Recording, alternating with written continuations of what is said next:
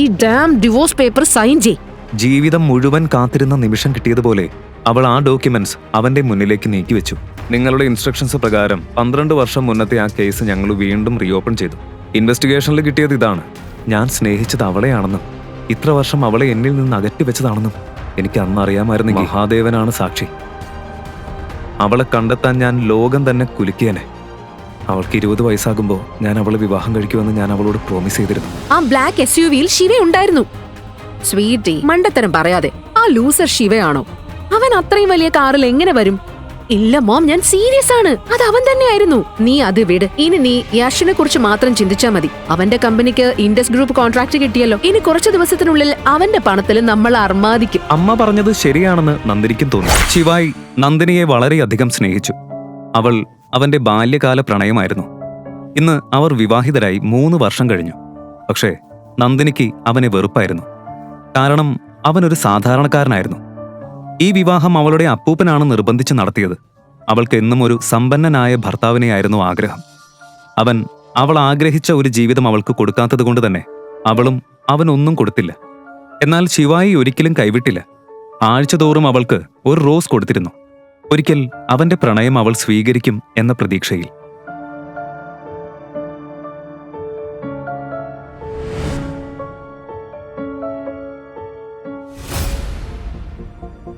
Hi Nandini. Oh hi Riya. Wow, നീ ഇന്ന് സുന്ദരിയായിട്ടുണ്ടല്ലോ. Thank you. ജ്വല്ലറി ഇടാൻ മറന്നോ? Oh sorry. നിനക്കൊരു ചെരുപ്പ് പോലും വാങ്ങിത്തരാൻ കഴിയാത്ത ഭർത്താവ് ഒരു ജ്വല്ലറി വാങ്ങുന്നത് ഒരു സ്വപ്നമായിരിക്കും അല്ലേ? നോക്ക്, ഇന്നലെ എന്റെ ഭർത്താവ് എനിക്ക് 3 കോടി വില വരുന്ന നെക്ലേസ് വാങ്ങി തന്നു. കൊള്ളാല്ലേ? ഹാ,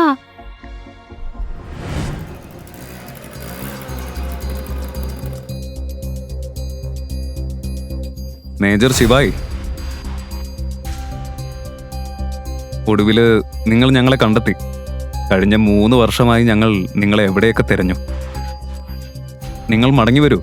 ഞങ്ങൾക്ക് നിങ്ങളെ വേണം. എനിക്കിപ്പോ വേറെ പണിയുണ്ട്. എന്റെ കല്യാണമാണ് ഇപ്പോൾ എനിക്ക് വലുത്. ഇപ്പോ നിങ്ങൾക്ക് പോവാം.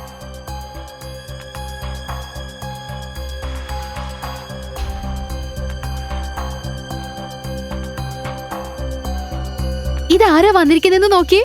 നന്ദിനിയുടെ ഭർത്താവ്. എന്തു പറഞ്ഞാലും അവന്റെ രൂപവും ആ കണ്ണുകളുടെ തീവ്രതയും ഒട്ടും കൈകാര്യം ചെയ്യാൻ പറ്റില്ല. അവന്റെ ഈ ലുക്ക് അച്ചാറിട്ട് വെക്കാനാണോ? ഒരു വേൾഡ് ടൂർ പോണമെങ്കിൽ ഈ മുഖം പോരാ, പണം വേണം. അതവനില്ല.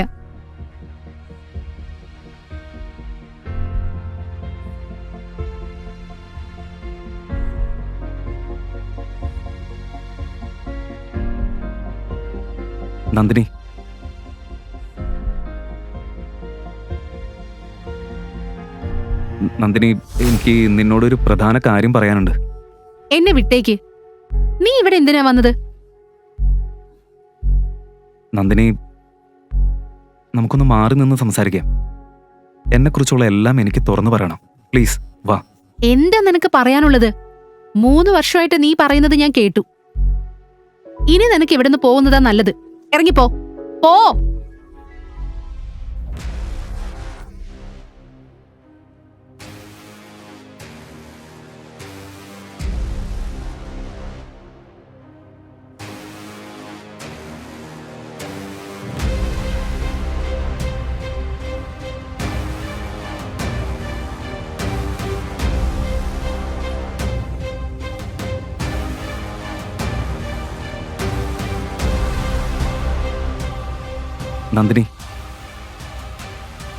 നന്ദിനി, ഒന്ന് കേൾക്ക്. ഒരിക്കൽ കൂടി എനിക്കെല്ലാം വ്യക്തമാക്കണം. ഞാൻ പറയുന്നത് എന്താണെന്ന് നീ ഒന്ന് മനസ്സിലാക്കാൻ ശ്രമിക്കേ.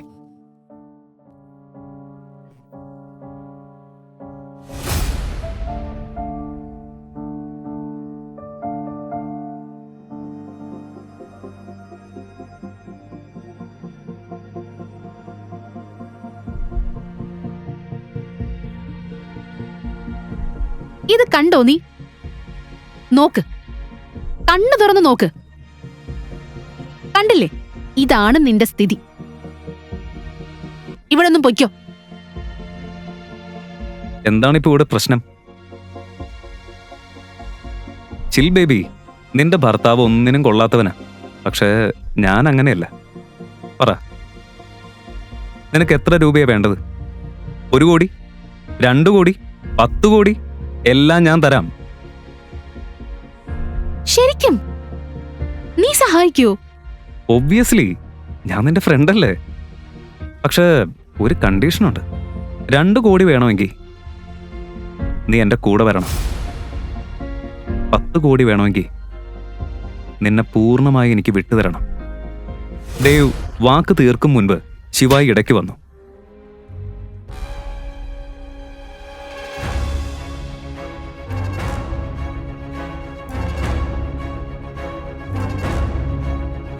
Stupid!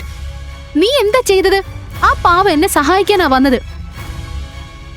ഇപ്പൊ തന്നെ അവനോട് പോയിട്ട് മാപ്പ് ചോദിക്കേ. എന്റെ പട്ടി ചോദിക്കും അവനോട് ക്ഷമ.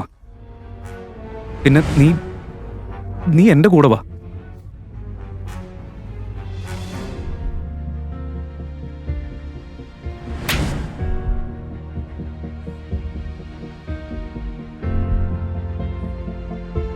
ശിവായി നന്ദിനിയെ തന്നെ ഒന്ന് നോക്കി. 3 വർഷം സ്നേഹിച്ച പെൺകുട്ടി ഇത്ര പെട്ടെന്ന് അവൻ ആരുമല്ലാതായി എന്ന സത്യം അവന് വിശ്വസിക്കാൻ കഴിഞ്ഞില്ല. ഇത് അവന്റെ 12 വയസ്സുകാരി നന്ദിനിയാകുമോ? അത്രയും പാവമായിരുന്ന പെൺകുട്ടി എങ്ങനെ ഇങ്ങനെ സ്വയം വില കുറഞ്ഞവളായി? എന്താ ഇവിടെ പ്രശ്നം? ആരാണ് ശിവായി? ഞാനാ ശിവായി.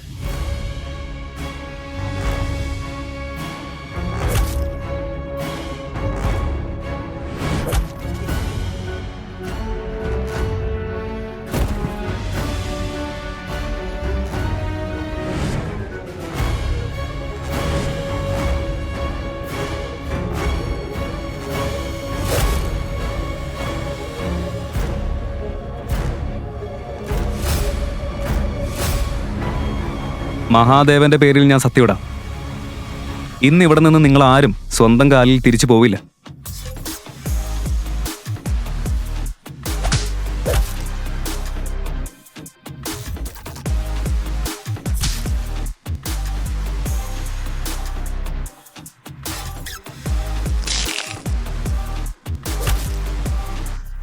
ഒറ്റയടിക്ക് ബോഡി ഗാർഡുകളെ തല്ലിയിടുന്നത് കളിയല്ല.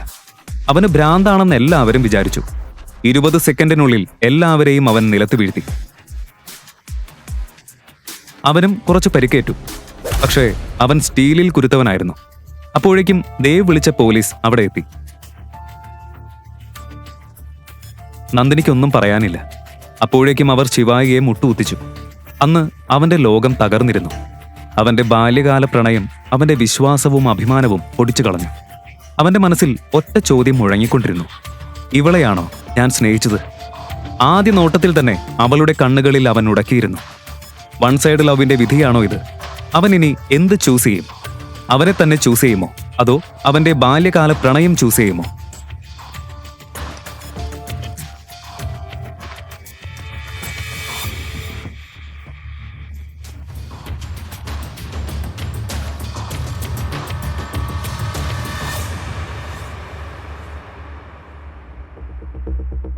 നന്ദിനി രാത്രി 12 മണിക്ക് വീട്ടിലെത്തിയപ്പോൾ കോപത്തോടെ രേഖയോട് നിലവിളിച്ച് മുറിയുടെ വാതിൽ ശക്തിയായി അടച്ചു. അമ്മേ, വാതിൽ തുറക്ക്. ഞാൻ മുഴുവൻ രാത്രി ഒരു പോള കണ്ണടച്ചിട്ടില്ല. അമ്മ ഇവിടെ കിടന്നുറങ്ങാ? എന്താ മോളെ, രാത്രിയിൽ എന്തിനാ ഇങ്ങനെ കൂവുന്നേ? നീ പാർട്ടിക്ക് പോയില്ലേ? ആരെങ്കിലും പണം തന്ന് സഹായിച്ചോ? സഹായം കുന്തം. എന്റെ ഭർത്താവ് അവിടെ വെച്ച് വലിയ സീനുണ്ടാക്കി. ഇനിയിപ്പോ ആരും എന്നെ സഹായിക്കാൻ വരുമെന്ന് തോന്നുന്നില്ല. എല്ലാവരുടെയും മുഖം കറുത്തിട്ടുണ്ട്. നന്ദിനി ക്ലബിൽ സംഭവിച്ച മുഴുവൻ കാര്യവും അമ്മയോട് പറഞ്ഞു. ഇതെല്ലാം നിന്റെ അപ്പൂപ്പൻ കാരണമാ. അദ്ദേഹം നിന്നെ ശിവായിയോടെ നിർബന്ധിച്ച് വിവാഹം കഴിപ്പിച്ചു. ഞാൻ തടഞ്ഞിരുന്നെങ്കിൽ ഇന്ന് ഇതൊന്നും സംഭവിക്കില്ലായിരുന്നു. മതി അമ്മേ, ഇനി എനിക്ക് ശിവായിയോട് ഒരുമിച്ച് കഴിയാനാവില്ല. എനിക്ക് ഡിവോഴ്സ് വേണം. പക്ഷേ മോളെ, എങ്ങനെ ഡിവോഴ്സ് ചെയ്യും? ഓർമ്മയില്ലേ ആ പഴയ കരാറ്? അതിൽ കൃത്യമായിട്ട് എഴുതിയിട്ടുണ്ട്, നീ ശിവായിയെ വിട്ട ബജാജ് കുടുംബത്തിന്റെ പകുതി പ്രോപ്പർട്ടി അവന്റെ പേരിലാകും. അവനാണെങ്കിൽ നമ്മളുടെ പണം മാത്രം നോക്കിയിരിക്കുക. അല്ലമ്മേ, ഇപ്പോഴാണ് ശരിയായ സമയം. എന്താ ഇനി ചെയ്യേണ്ടതെന്ന് എനിക്കറിയാം. അമ്മ എന്നെ വിശ്വസിക്ക്. ഇതും പറഞ്ഞ് നന്ദിനിയുടെ മുഖത്ത് ഗൂഢമായ ചിരി തെളിഞ്ഞു. അവൾ കോപത്തിൽ പുളഞ്ഞു. ശിവായി തന്റെ പ്രണയത്തിന്റെയും സ്വാഭിമാനത്തിന്റെയും ഇടയിൽ കുടുങ്ങിയിരുന്നു. 12 വർഷത്തെ പഴയ സംഭവങ്ങൾ ഇപ്പോഴും അവന്റെ മനസ്സിൽ മുഴങ്ങിക്കൊണ്ടിരുന്നു. ഇവൾ എന്റെ ബാല്യകാല പ്രണയമാകുമോ? ഇല്ല, അവളിപ്പോൾ വേറൊരു പെൺകുട്ടിയാണ്. ഇന്നലെ രാത്രി കൊടുത്ത വാക്ക് അവൾ എങ്ങനെ മറന്നു? അതെല്ലാം ഓർത്തപ്പോൾ ബാല്യത്തിലെ ആ നിഷ്കളങ്കമായ മുഖവും ആഴമുള്ള കണ്ണുകളും മധുരമായ ശബ്ദവും അവന്റെ മുന്നിൽ തെളിഞ്ഞു.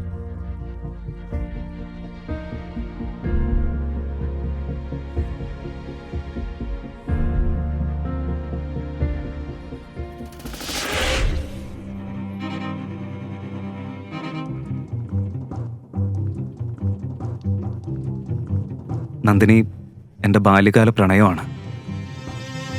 അവളെ എങ്ങനെ എനിക്ക് വിട്ടുകൊടുക്കാൻ പറ്റും? ജീവൻ ശ്വാസം മുട്ടിക്കഴിഞ്ഞാലും അവളില്ലാതെ എനിക്ക് കഴിയില്ല.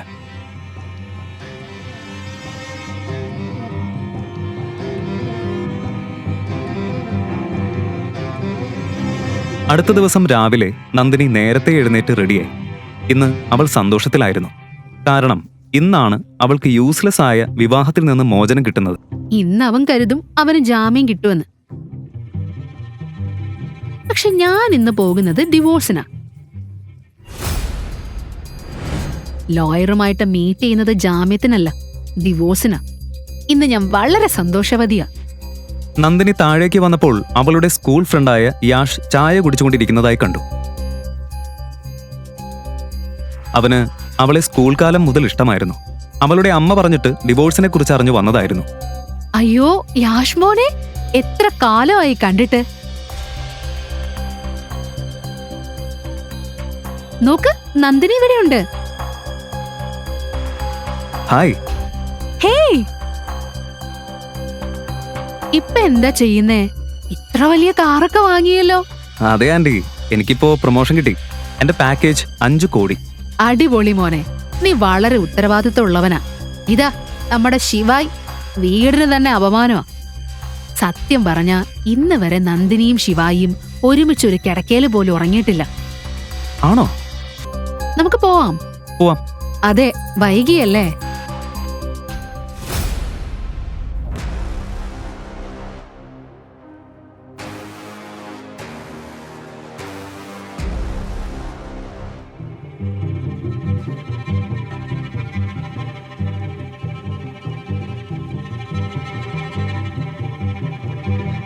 ദേവ് സാഹിബ്, എന്താണ് കാര്യം? ഈ എളിയെ എന്നെ എങ്ങനെയാണ് ഓർത്തത്? ഇൻസ്പെക്ടർ സാഹിബ്, ചെറിയൊരു ജോലിയുണ്ട്. തന്റെ അപമാനത്തിന് പ്രതികാരം ചെയ്യാൻ ദേവ് പോലീസിനെ വിളിച്ച് ശിവായിക്ക് 3rd ഡിഗ്രി ടോർച്ചർ കൊടുക്കാൻ പറഞ്ഞു. പട്ടേൽ സാർ, സെൽ നമ്പർ 3 ആ ഹീറോയെ നഗ്നനാക്കി കിട്ടിക്കോ. അവന്റെ ചൂട് ഞാനിന്ന് മാറ്റിക്കൊടുക്കാം. ദേവ് സാഹിബ്, ജോലി ഞാൻ ചെയ്യാം.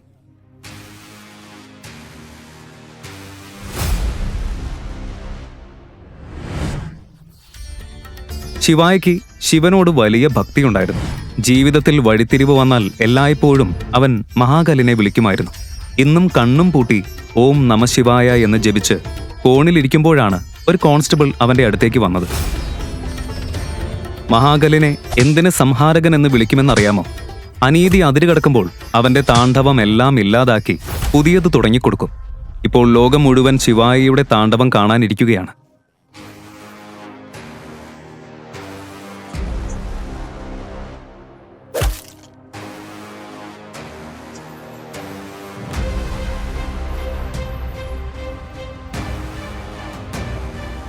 അപ്പോഴേക്കും ഇൻസ്പെക്ടറും 2 കോൺസ്റ്റബിൾസും അവനെ വടികൊണ്ടടിച്ചു തുടങ്ങി.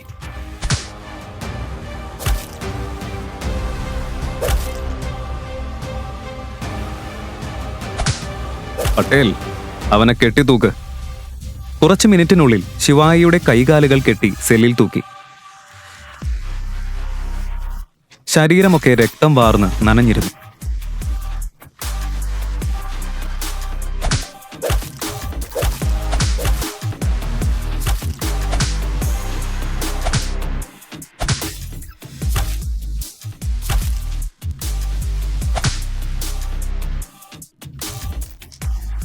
ഇൻസ്പെക്ടർ ബെൽറ്റ് എടുത്ത് അടിക്കാൻ റെഡിയായി. പക്ഷേ ശിവായി പൂർണ്ണമായും ശാന്തനായി.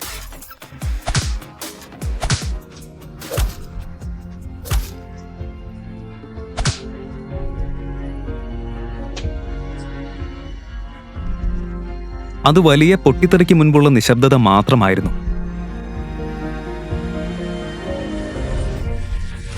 അപ്പോഴേക്കും പുറത്തേക്കൊരു കാർ വന്നു നിന്നു. അകത്തു നിന്നിറങ്ങിയത് ക്യാപ്റ്റൻ സർത്താജ്.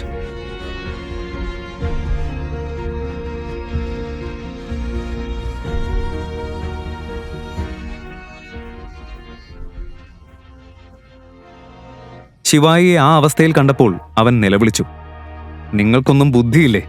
അവനെ വിട്. ഇതെന്താ നാടകം? ആദ്യം പറയേ, ആരാണ് ഇദ്ദേഹം? നിനക്കറിയോ ഇദ്ദേഹം ആരാന്ന്? 3 വർഷം മുൻപ് നഗരത്തെ രക്ഷിച്ച മനുഷ്യനാ.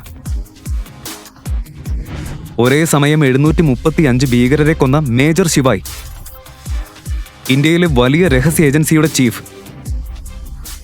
ഇൻസ്പെക്ടറുടെ ഹൃദയം പിടഞ്ഞു. ഇത്ര വലിയ ഓഫീസറെ പീഡിപ്പിച്ചതിന് അവന്റെ ജോലി തന്നെ ഭീഷണിയിലായി. ഉടൻ സെൽ തുറന്ന് ശിവായിയെ ബഹുമാനത്തോടെ കസേരയിലിരുത്തി. കമാൻഡോകൾ 3 വർഷത്തിന് ശേഷം അവനെ കാണുമ്പോൾ കണ്ണു നിറഞ്ഞു.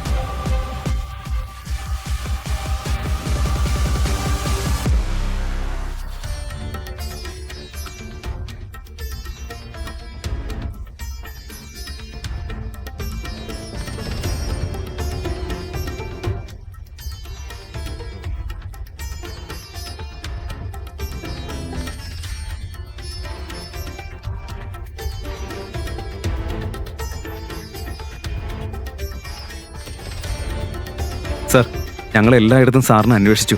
ഇന്നാണ് കണ്ടെത്തിയത്. മാപ്പ് സർ, ഞാൻ താമസിച്ചു. ഇല്ല ക്യാപ്റ്റൻ, നിങ്ങൾ ശരിയായ സമയത്താ വന്നത്.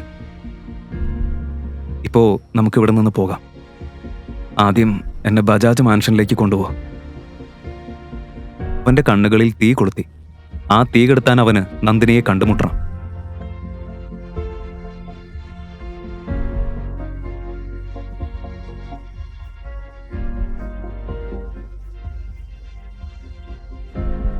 Platoon fall back. Yes, sir.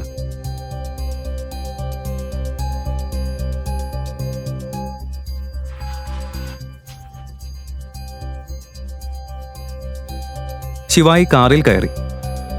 Commandos എല്ലാവരും വേഗം കാറിൽ കയറി.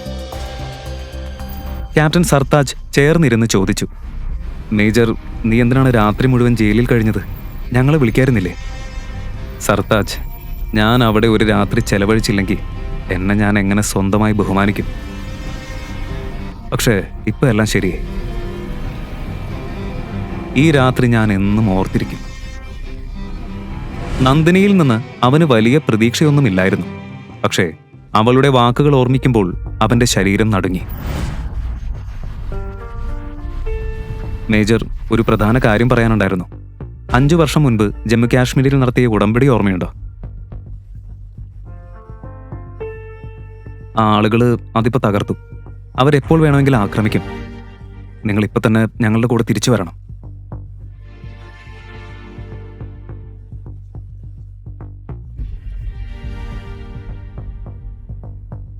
ഞാൻ ആ ലോകം 3 വർഷം മുൻപേ വിട്ടു. ഇപ്പോ ഞാനൊരു സാധാരണ മനുഷ്യനാ. അതേസമയം നന്ദിനി യഷിനൊപ്പം പോലീസ് സ്റ്റേഷനിലേക്ക് പോകാൻ തയ്യാറായി. അപ്പോൾ അവരുടെ വീടിന് മുന്നിൽ ഒരു SUV വന്ന് നിർത്തി. പുറത്തിറങ്ങിയത് ശിവായി. അത് കണ്ടപ്പോൾ നന്ദിനിയും യഷും ഞെട്ടി.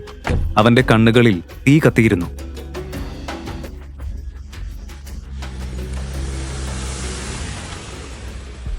നീ? നന്ദിനി, 12 വർഷം മുൻപ് സെൻട്രൽ സ്ട്രീറ്റിൽ നടന്ന സംഭവം നിനക്ക് ഓർമ്മയില്ലേ? ആ കിഡ്നാപ്പിംഗ്, ആ ബർത്ത്ഡേ, ഒന്നും ഓർമ്മയില്ലേ? നിനക്കെന്താ വട്ടായോ? ജയിലിൽ കിട്ടിയ അടിയില് തലയ്ക്ക് വല്ലതും പറ്റിയോ? നീ ഇവിടെ എങ്ങനെ എത്തി? ആരാ നിന്റെ ജാമ്യം എടുത്തത്? എന്ത്, എങ്ങനെ, എപ്പോൾ? അതിനെക്കുറിച്ചൊന്നും ഇപ്പോൾ നിന്നോട് സംസാരിക്കാൻ ഞാൻ ആഗ്രഹിക്കുന്നില്ല. ജീവിതം എന്നെ വലിയൊരു പാഠം പഠിപ്പിച്ചു. നിന്റെ അപമാനം തന്നെയാണ് എനിക്ക് പാഠം പഠിപ്പിച്ചത്. ഇന്നലെ നീ അങ്ങനെ പറഞ്ഞില്ലായിരുന്നെങ്കിൽ എനിക്കത് മനസ്സിലാവില്ലായിരുന്നു. നിന്റെ ഇന്നത്തെ സ്ഥിതിക്ക് കാരണം നീ തന്നെയാ, ഞാനല്ല. ഞാൻ നിന്നെ പുറത്തു കൊണ്ടുവരാനിരിക്കെ നീ ഇതാ വന്നിരിക്കുന്നു.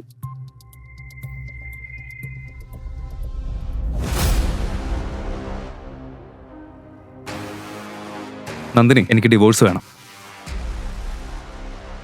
ഞാൻ സ്നേഹിച്ച പെൺകുട്ടി നീയല്ല. എല്ലാവരും ഞെട്ടി. ശിവായി തന്നെയാണ് ഡിവോഴ്സ് ചോദിക്കുന്നത്. നന്ദിനിക്ക് ദേഷ്യം വന്ന് അവൾ കോപത്തോടെ പറഞ്ഞു. എന്താ പറഞ്ഞത്?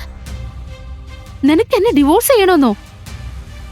എന്റെ സ്ഥാനം നിന്റെ നിലയിൽ നിന്ന് നിരവധി മടങ്ങ് ഉയർന്നതാ.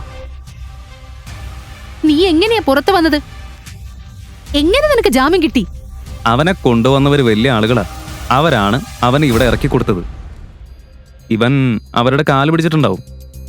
അല്ലാതെ ഇവൻ എങ്ങനെ ഇറങ്ങാനാ? നിങ്ങളിപ്പോ ഒന്നും അറിയില്ല. ഞാൻ സ്വയം ബഹുമാനിക്കാൻ പഠിച്ചിരിക്കുന്നു. ഞാൻ മഹാദേവൻ വസിക്കുന്ന ആ പ്രകാശത്തിന്റെ കണികയാണ്. അതെ, അത് സത്യമാണ്. ഞാൻ തന്നെ എന്നെ ബഹുമാനിക്കാത്ത പക്ഷം ഈ ലോകം എങ്ങനെ എന്നെ ബഹുമാനിക്കും? എൻ്റെ ഓരോ ശ്വാസവും എൻ്റെ പൂജയാണ്. എൻ്റെ ഓരോ ചുവടും ഒരു മാതൃകയാണ്. ഇനി നിങ്ങൾ നോക്കിക്കൊണ്ടിരിക്കേ. ഇനിയാണ് ഞാൻ തുടങ്ങാൻ പോകുന്നത്. നീ ആരാ ഇതെല്ലാം പറയാൻ? മുഴുവൻ കൊച്ചി നഗരത്തിനും അറിയാം നീ ആരാണെന്ന്. അതെ, എൻ്റെ പിഴവ് തന്നെ. നിന്റെയും നിന്റെ ഫാമിലിയുടെയും മുന്നിൽ ഒന്നിനും കൊള്ളാത്തവനായി ഞാൻ നിന്നു. പക്ഷേ എൻ്റെ സ്നേഹം നീ ഒരിക്കലും കണ്ടില്ല നന്ദിനി. ഞാൻ ഒരുപാട് കാര്യങ്ങൾ അതിനുവേണ്ടി ചെയ്തു. പക്ഷേ നീ അതൊന്നും കണ്ടില്ല. നിനക്കെന്താ തോന്നുന്നത് നന്ദിനി? എനിക്കിതിൽ സന്തോഷമാണെന്നോ? ആളുകളുടെ അധിക്ഷേപം കേൾക്കുന്നതിൽ എനിക്ക് ആനന്ദമാണെന്നോ? ഞാൻ നിന്നെ സത്യമായി സ്നേഹിച്ചു. പക്ഷെ നീ അത് കണ്ടില്ല. നീ കണ്ടത് അമ്മ നിന്നെ കാണിച്ചതും ഈ പട്ടണം നിന്നെ കാണിച്ചതും മാത്രം. എന്റെ സ്നേഹം നീ ഒരിക്കലും മനസ്സിലാക്കിയില്ല നന്ദിനി, ഒരിക്കലും. പക്ഷെ മഹാകാളിന്റെ പേരിൽ ഞാൻ സത്യം ചെയ്യുന്നു, ഇനി മുതൽ ഞാൻ തന്നെ എന്റെ കണ്ണിൽ അപമാനിക്കപ്പെടാൻ ഒരിക്കലും അനുവദിക്കില്ല. ശിവായിക്ക് കഴിഞ്ഞ ഒരു ദിവസം ജയിലിനുള്ളിൽ വളരെ വിഷമമായിരുന്നു. അവൻ അത്രയും സഹിച്ചിരുന്നു. ശരീരവേദനയേക്കാൾ ആത്മാവിന്റെ വേദന കൂടുതലായിരുന്നു. എനിക്ക് നിന്റെ പ്രണയം വേണ്ട. ആദ്യ ദിനം മുതൽ ഞാൻ നിന്നെ വെറുത്തു.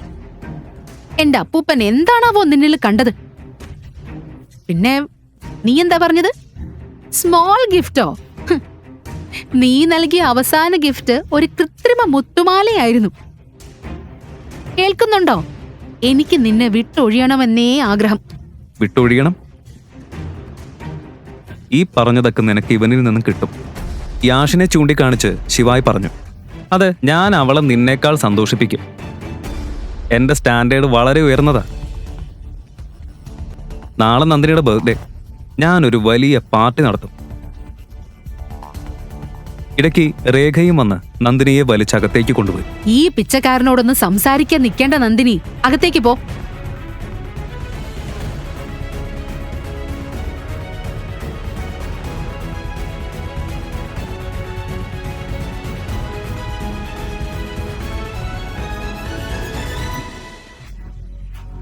യാഷും ശിവായിയും നേർക്കുനേർ നിന്നു. യാഷ് അല്പം ഭയപ്പെട്ടു. പിന്നെ നന്ദിനിയെ വിളിച്ചു. ശരി നന്ദിനി, ഞാൻ നാളെ വരാം.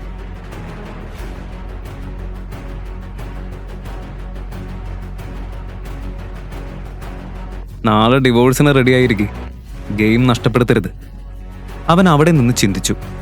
പണം എന്നതിന് ഇത്ര ശക്തിയുണ്ടോ? അതേത് മനുഷ്യനെയും മാറ്റിയിടുമോ? ഇന്നത്തെ കാലത്ത് ആരും സ്നേഹത്തെക്കുറിച്ച് കരുതുന്നില്ലേ? പക്ഷെ ശിവായി വഴിമാറിപ്പോകുന്ന ആളല്ല. ഈ ചോദ്യങ്ങൾക്ക് അവൻ മറുപടി കണ്ടെത്തും. ഒടുവിൽ ശിവായി ഒരു കളിക്കാരൻ, തോൽവി അറിയാത്ത, ഒരു ഭയമില്ലാത്ത കളിക്കാരൻ.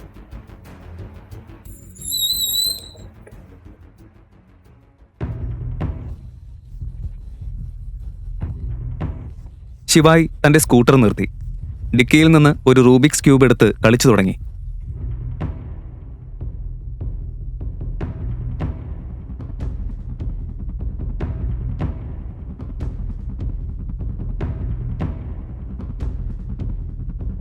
അവന്റെ കണ്ണിൽ ഒരു തിളക്കം തെളിഞ്ഞു. അവൻ ഒരു വഴി കണ്ടെടുത്തു. ഫോൺ എടുത്തു. ഒരു കമ്പനിയിലേക്ക് വിളിച്ചു. അത് ലോകത്തിലെ ഏറ്റവും വലിയ കമ്പനികളിലൊന്നായ ഇൻഡസ് ഗ്രൂപ്പായിരുന്നു.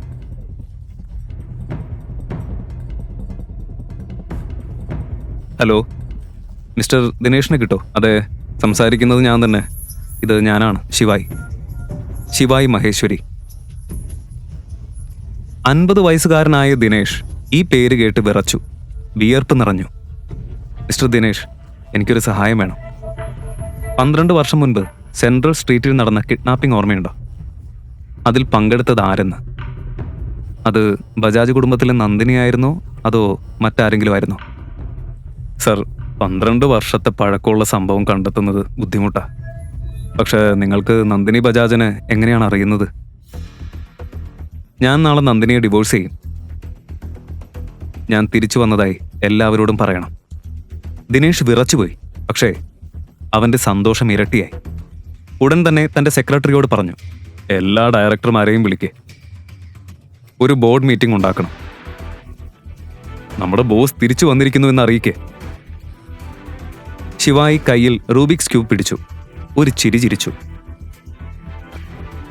നന്ദിനി, ഞാൻ നിന്നെ വളരെയധികം സ്നേഹിച്ചു. നീ ചോദിച്ചിരുന്നെങ്കിൽ നിന്നെ ഒരു രാജ്ഞിയാക്കുമായിരുന്നു. പക്ഷേ മഹാകാളിന്റെ പേരിൽ സത്യമാണ്, നീ എന്ത് നഷ്ടപ്പെടുത്തിയെന്ന് നിനക്കറിയില്ല. ഈ സമയം ലോകത്തിന്റെ എല്ലാ കോണുകളിലുമുള്ള ഇൻഡസ് ഗ്രൂപ്പിലെ ആളുകൾക്ക് മെസ്സേജുകൾ വന്നു തുടങ്ങി. അവരെവിടെ ഒളിച്ചിരിക്കുകയായാലും ഏത് കോണിലായാലും ഒരേ അലർട്ട് എല്ലായിടത്തും തെളിഞ്ഞു. Message from Indus group, Shiva Maheshwari is back. ഇങ്ങനെ തിരക്ക് പിടിച്ച അവസ്ഥയ്ക്കിടയിലാണ് ദേവ് അകത്തേക്ക് കയറി വന്നത്. എന്താ സംഭവം? ഓഫീസിൽ എല്ലാവരും ഇങ്ങനെ പാനിക്കാവുന്നത് എന്തിനാ? ഇതേ ദേവ് തന്നെയാണ് ആ പാർട്ടിയിൽ നന്ദിനിയെ 700 കോടി കൊടുത്ത് പറ്റിക്കാൻ നോക്കിയത്. ദിനേഷ് അവന്റെ അങ്കിളായിരുന്നു. ആ ബന്ധത്തെക്കുറിച്ച് ശിവയ്ക്ക് ഒട്ടും അറിയില്ലായിരുന്നു. നിന്റെ മുഖം എങ്ങനെ ആക്കിയത് ആരാടാ? ദേവിന് അറിയാമായിരുന്നു അവന്റെ അങ്കിൾ ഇത് വെറുതെ വിടില്ലെന്ന്. അത് ഒന്നുമില്ല, ഒരു പാർട്ടിയായിരുന്നു, കുറച്ച് ഓവറായി പോയി, അത്രേ ഉള്ളൂ. ഇത് കേട്ട് ദിനേഷിന്റെ കണ്ണുകൾ ചുവന്നു. പേര് പറയ്, ഈ സിറ്റിയിൽ ആർക്കട ദിനേശിന്റെ മരുമോനെ തൊടാൻ ധൈര്യം? ദേവിന് അത് പുറത്ത് പറയണമെന്നുണ്ടായിരുന്നു. പക്ഷേ അവന്റെ ഈഗോ അവനെ തടഞ്ഞു. ഒരു ലൂസർ തന്നെ അടിച്ചുവെന്ന് അവൻ എങ്ങനെ സമ്മതിക്കും? അത് ഒരുത്തനും അവന്റെ ഗ്യാങ്ങും. അവൻ ഒറ്റയ്ക്കായിരുന്നെങ്കിൽ കാണായിരുന്നു. ദേവ് നെർവസ് ആയിരുന്നു. ദിനേഷിന് എന്തോ കുഴപ്പമുണ്ടെന്ന് തോന്നി. നിനക്ക് എന്താ വേണ്ടത് പറ. അങ്കിളിന്റെ കയ്യിൽ ഇത് ഹാൻഡിൽ ചെയ്യാൻ പറ്റുന്ന ആളുകളുടെ കോണ്ടാക്ട്സ് ഇല്ലേ? എനിക്കൊരാളുടെ കാലുകൾ ഓടിക്കണം. എനിക്ക് ആ നമ്പറും തരൂ, ഞാൻ അവരെ വിളിക്കാം. ദിനേഷിന് പെട്ടെന്ന് കാര്യം മനസ്സിലായി. അയാൾ ശബ്ദം താഴ്ത്തി പറഞ്ഞു, ഒരച്ഛൻ എന്ന നിലയിലാണ് ഞാൻ പറയുന്നത്. ഇപ്പോ അതിന് പറ്റിയ സമയമല്ല. കാര്യങ്ങൾ ഇപ്പൊ തന്നെ ബുദ്ധിമുട്ടില്ല. ഇതെങ്ങാനും പുറത്തു പോയാൽ നമ്മളെല്ലാവരും ഫിനിഷ്ഡ്. ദേവ് ഇതൊന്നും കേട്ട് പിന്തിരിഞ്ഞു. അവൻ പറഞ്ഞു, അങ്കിൾ പ്ലീസ്, എനിക്ക് അവന്റെ കാലോ കൈ ഒടിച്ചാൽ മതി, അത്രേ ഉള്ളൂ, വേറൊന്നും വേണ്ട. അവന്റെ അപേക്ഷ കേട്ട് ദിനേശിന് പിന്നെയും അവനോട് നോ പറയാൻ തോന്നിയില്ല. അയാൾ പോക്കറ്റിൽ നിന്ന് ഫോൺ എടുത്ത് അവന് കൊടുക്കാൻ തുടങ്ങി. അവന്റെ പേരെന്താ? പേരൊന്നും അറിയില്ല അങ്കിൾ. പക്ഷെ എൻ്റെ ഒരു ക്ലാസ്മേറ്റിന്റെ ഹസ്ബൻഡ്, ഒരു സാധാരണക്കാരനാ, കൂടുതലൊന്നും അറിയില്ല.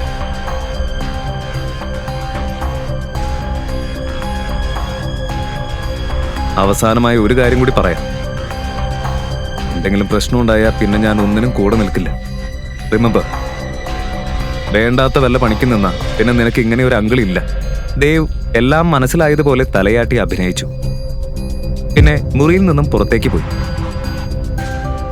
പിന്നെ ഞാനിപ്പോ അവന്റെ കാല് തല്ലിടിക്കാൻ പോവല്ലേ, എനിക്ക് വേണ്ടത് അവന്റെ ശവമാണ്. ഈ ചിന്തയോടെ ദേവ് ദിനേഷിന്റെ ഫോണിൽ നിന്ന് ഒരു നമ്പർ എടുത്ത് ഡയൽ ചെയ്തു. ഹലോ, ഒരു കൊട്ടേഷൻ ഉണ്ട്. എനിക്ക് ഒരുത്തന്റെ ശവം വേണം, പകരം 20 ലക്ഷം രൂപ നിങ്ങൾക്ക് തരാം. കോൾ കട്ട് ചെയ്തു. എടാ ശിവ, നീ പോലീസിന് രക്ഷപ്പെട്ടു. ഹെഡ് ഷോട്ടിൽ നിന്ന് നീ എങ്ങനെ രക്ഷപ്പെടും? താൻ ആരോടാണ് ഏറ്റുമുട്ടുന്നതെന്ന് ദേവിന് അറിയില്ലായിരുന്നു. സ്വന്തം പ്രവൃത്തികളെക്കുറിച്ച് യാതൊരു ബോധവുമില്ലാതെ അവൻ ചിരിച്ചുകൊണ്ട് അവിടെ നിന്ന് പോയി. അതേസമയം അങ്ങ് അകലെ ഗ്വാളിയാർ പാലസിൽ ഒരു കാർ ഇൻഡോറിലേക്ക് യാത്ര പോകുവാനുള്ള സജ്ജീകരണത്തിലായിരുന്നു. കൊട്ടാരത്തിന്റെ മാനേജർ രാജാവിനോട് വന്ന് പറഞ്ഞു, സർ, നാളത്തെ യാത്രയുടെ ഒരുക്കങ്ങളൊക്കെ പൂർത്തിയായി. രാവിലെ കൃത്യം 9 മണിക്ക് നമ്മൾ ഇൻഡോർ എത്തും. ആദ്യമായി അദ്ദേഹത്തിന്റെ കണ്ണുകളിലെ നീർത്തിളക്കം കണ്ട് മാനേജർ ചോദിച്ചു, സർ, എന്തുപറ്റി? എന്തെങ്കിലും പ്രശ്നമുണ്ടോ? സാറിന്റെ കണ്ണ് നിറഞ്ഞിട്ടുണ്ടല്ലോ. സങ്കടമൊന്നും അല്ലടോ. ശിവയുടെ കാര്യം അറിഞ്ഞപ്പോ മുതല് എന്റെ ഈ സന്തോഷ കണ്ണുനീർ നിൽക്കുന്നില്ല. ഇത്രയും വർഷമായി ഈ നിമിഷത്തിനായി കാത്തിരിക്കായിരുന്നു ഞാൻ. അവനെ കണ്ടിട്ട് 3 വർഷം കഴിഞ്ഞു. ഇനി നാളെ വീണ്ടും അവനെ കാണാൻ എനിക്ക് ഭാഗ്യമുണ്ടാവും. മഹാദേവന്റെ കൃപ. ശംഭോ മഹാദേവ. അതേസമയം ഇൻഡോറിലെ ജയനഗറിൽ ഒരു പഞ്ചനക്ഷത്ര ഹോട്ടലിൽ ശിവ ചെക്ക് ഇൻ ചെയ്തു. മുറിയിലെത്തി അവൻ കട്ടിലിൽ വെറുതെ ഇരുന്നു. ഈ സമയം ശിവയുടെ മനസ്സിലൂടെ ഒരുപാട് ചോദ്യങ്ങൾ കടന്നു പോകുന്നുണ്ടായിരുന്നു.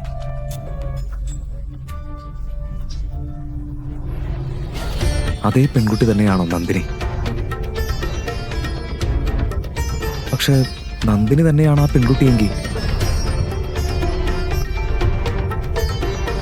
എനിക്ക് അവളെ സ്വീകരിക്കാൻ കഴിയും. എന്റെ അഭിമാനത്തിന് യാതൊരു വിലയുമില്ലേ? ഞാൻ ചെയ്യുന്നത് ശരിയോ അതോ തെറ്റോ? ഈ ചോദ്യങ്ങളാൽ അസ്വസ്ഥനായ ശിവ കണ്ണടച്ച് കൈകൾ കൂപ്പി.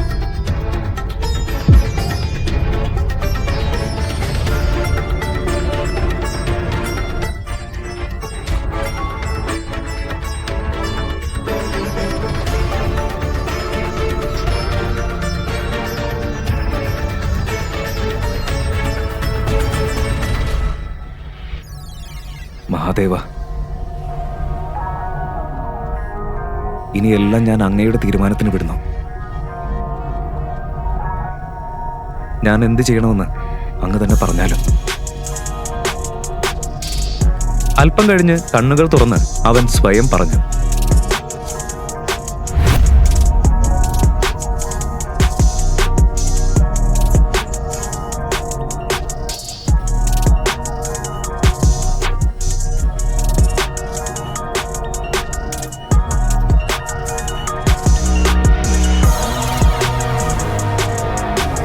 ഇനി നാളെ നമുക്ക് കോടതിയിൽ കാണാം നന്ദിനി ബജാജ്.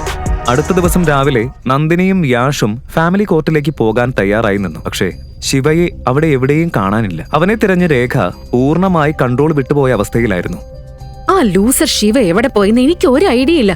ഡിവോഴ്സിന് അവൻ സമ്മതം മൂളിയതല്ലേ, എന്നിട്ടിപ്പോ പറയാതെ എവിടേക്കാ ഓടിപ്പോയത്? വിട്ടേക്ക് മോം, അവൻ ഇവിടെ ഇല്ലെങ്കിൽ കോർട്ടിൽ വരും. പിന്നെ എങ്ങനെയായാലും ഇന്നാ ഡിവോഴ്സ് എനിക്ക് കിട്ടും. So you don't worry. പോകാം. പോവാം.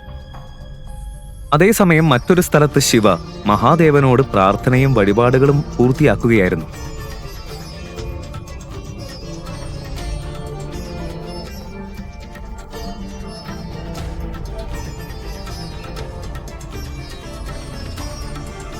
പ്രാർത്ഥന കഴിഞ്ഞ് പൂർണ്ണ സമർപ്പണത്തോടെ നിലത്ത് തൊട്ടു വണങ്ങി അവൻ ക്ഷേത്രത്തിൽ നിന്ന് പുറത്തിറങ്ങി. ഇന്ന് അവന്റെ മുഖത്തൊരു പ്രത്യേക തിളക്കമുണ്ടായിരുന്നു. ഇതുവരെ ഒരിക്കലും അനുഭവിക്കാത്ത ഒരു ശക്തി. അവനെ ചെറുതായി കണ്ട എല്ലാവർക്കും യഥാർത്ഥ ശിവ ആരാണെന്ന് കാണിക്കാൻ അവൻ ഒടുവിൽ തയ്യാറായി.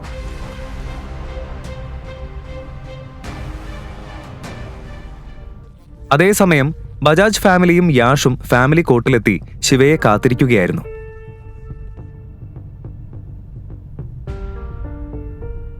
നന്ദിനി തന്റെ ലോയറിനോട് സംസാരിക്കാൻ പോയി. രേഖയും യാഷും ഒറ്റയ്ക്കായി. മോനെ, എന്റെ നന്നുനെ നീ നന്നായി നോക്കില്ലേ? തീർച്ചയായും, എന്നെക്കാളും കൂടുതൽ.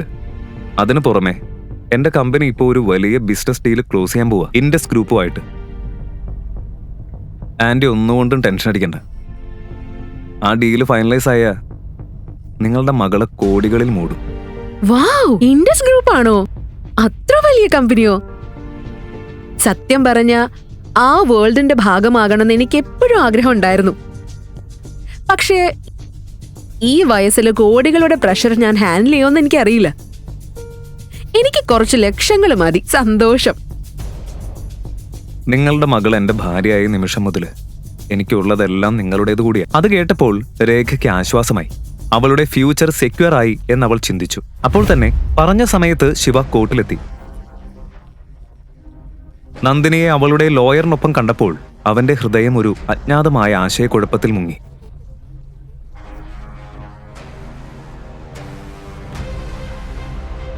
നന്ദിനി, അവസാനമായിട്ട് ഒരിക്കൽ കൂടി ഞാൻ ചോദിക്കാം. 12 വർഷം മുൻപ് നടന്നത് നിനക്ക് ശരിക്കും ഓർമ്മയില്ലേ? 12 വർഷം ഈ സെയിം പഴയ കഥ കേട്ട് എന്റെ ചെവി തിന്നല്ലേ? സോ മിണ്ടാതിരുന്ന് ഈ ഡാം ഡിവോഴ്സ് പേപ്പർ സൈൻ ചെയ്. ജീവിതം മുഴുവൻ കാത്തിരുന്ന നിമിഷം കിട്ടിയതുപോലെ അവൾ ആ ഡോക്യുമെന്റ്സ് അവന്റെ മുന്നിലേക്ക് നീക്കിവെച്ചു. Come on, do it. നീ എടുക്കുന്നത് ശരിയായ തീരുമാനമാണ് നന്ദിനി. ഈ ലൂസറിനെ ഒഴിവാക്കുന്നത് നിന്റെ ജീവിതത്തിലെ ഏറ്റവും നല്ല തീരുമാനം തന്നെ. വർഷങ്ങളായി ബജാജ് ഫാമിലിയുടെ അവശിഷ്ടങ്ങൾ കഴിച്ചാണ് നീ ജീവിച്ചത്. ഇനി എന്ത് ചെയ്യാനാ പ്ലാൻ? ശിവ ആ പേപ്പേഴ്സിൽ സൈൻ ചെയ്ത നിമിഷം തന്നെ ബജാജ് ഫാമിലിയും യാഷും അവിടെ നിന്ന് പാഞ്ഞുപോയി. അവൻ ഉള്ളിടത്ത് ഒരു നിമിഷം പോലും നിൽക്കാൻ അവർക്ക് താല്പര്യമില്ലായിരുന്നു. കോർട്ടിൽ നിന്ന് പുറത്തേക്ക് ഒരു 2 ചുവട് വെച്ചതേയുള്ളൂ. ഒരു ലക്ഷറി കാർ വന്ന് നേരെ അവന്റെ മുന്നിൽ നിർത്തി. വാതിൽ തുറന്നു. രാജകീയ ടർബൻ ധരിച്ച ഒരു പുരുഷൻ പുറത്തേക്കിറങ്ങി. ശിവയെ കണ്ട നിമിഷം അയാളുടെ കണ്ണുകൾ സന്തോഷത്തിൽ നിറഞ്ഞു. രാജാവിനെ കണ്ടതും ശിവയുടെ മുഖം തെളിഞ്ഞു. അവൻ മുന്നോട്ട് ചെന്ന് ആദരവോടെ അയാളുടെ കാൽ തൊട്ടു.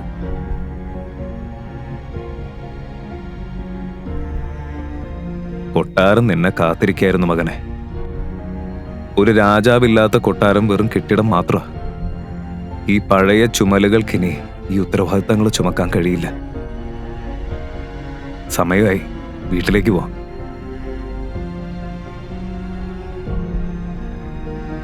ശിവ തന്റെ പഴയ ജീവിതത്തിലേക്ക് മടങ്ങാൻ തയ്യാറായിരുന്നു. പക്ഷെ അവന്റെ മനസ്സിൽ ഒരു തീരാത്ത പസിൽ ഇപ്പോഴും കറങ്ങിക്കൊണ്ടിരുന്നു. അപ്പോൾ അവന്റെ ഫോൺ റിംഗ് ചെയ്തു. ഇൻഡസ് ഗ്രൂപ്പിലെ ദിനേശ് ആയിരുന്നു വിളിച്ചത്. സംസാരിക്കുമ്പോൾ തന്നെ ശിവയുടെ മുഖഭാവം മാറി. അവൻ അയാൾ പറയുന്നത് ശ്രദ്ധിച്ചു കേട്ടു. കോൾ കട്ട് ചെയ്ത് അവൻ ഡ്രൈവറിനോട് പറഞ്ഞു, ഇൻഡസ് ടവറിലേക്ക് വിട്, ഇപ്പൊ തന്നെ. രാജാവിന് ആ ബ്ലൈൻഡ് ഫെയ്ത്തും ഒബ്സഷനും ഇഷ്ടമായില്ല. പക്ഷെ ശിവ സംസാരിച്ചാൽ അവിടെ തർക്കത്തിനുള്ള ഇടമൊന്നും ഉണ്ടാകില്ല. കഴിഞ്ഞ ദിവസം വൈകുന്നേരം നഗരത്തിന്റെ നടുവിലെ ഒരു സീക്രട്ട് ക്ലബിന്റെ അടിയിൽ ഒളിപ്പിച്ചിട്ടുള്ള ബേസ്മെന്റിൽ എല്ലാത്തരം ഇല്ലീഗൽ ഡീൽസും നടക്കുന്ന ഒരു സ്ഥലത്ത് ഒരു ഹൈ സ്റ്റേക്സ് മീറ്റിംഗ് നടക്കുകയായിരുന്നു. ഹോൾ മുഴുവൻ അസാസിൻസ്, ഷാർപ്പ് ഷൂട്ടേഴ്സ്, അണ്ടർവേൾഡിലെ പുതിയ റിക്രൂട്ട്സ് എന്നിവരെ കൊണ്ട് നിറഞ്ഞിരുന്നു. ഇന്നു മുതൽ നിങ്ങൾ ജോലി ചെയ്യുന്നത് ഈ സൈഡിലായാലും വെസ്റ്റ് സൈഡിലായാലും നിങ്ങൾ എല്ലാവരും ഓർത്തു വെക്കേണ്ട ഒരേ ഒരു പേര് മാത്രമേ ഉള്ളൂ, മേജർ ശിവായ്. മേജർ വീണ്ടും ഗെയിമിലേക്ക് തിരിച്ചു വരാൻ തീരുമാനിച്ചിരിക്കുന്നു.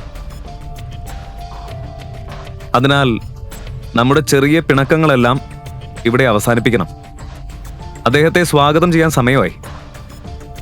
മേജർ നമുക്കെല്ലാവർക്കും വേണ്ടി ചെയ്തത് ഒരിക്കലും മറക്കരുത്. ആ മുറി മുഴുവൻ ആവേശം പടർന്നു. എല്ലാവരും മേശകളിൽ കൈകൊണ്ടടിച്ച് പൂർണ്ണ പിന്തുണ അറിയിച്ചു. പക്ഷേ പിന്നിൽ ദാഗയും തേജയും എന്ന 2 പുതിയ കില്ലേഴ്സ് ഒന്നും മനസ്സിലാകാതെ പരസ്പരം നോക്കി നിന്നു. ആരായാള്? ഇവരാരെക്കുറിച്ചാ പറയുന്നത്? നീ ആ പേര് ഇതിനു മുന്നേ കേട്ടിട്ടുണ്ടോ? ഒരു ക്ലൂ പോലും ഇല്ല.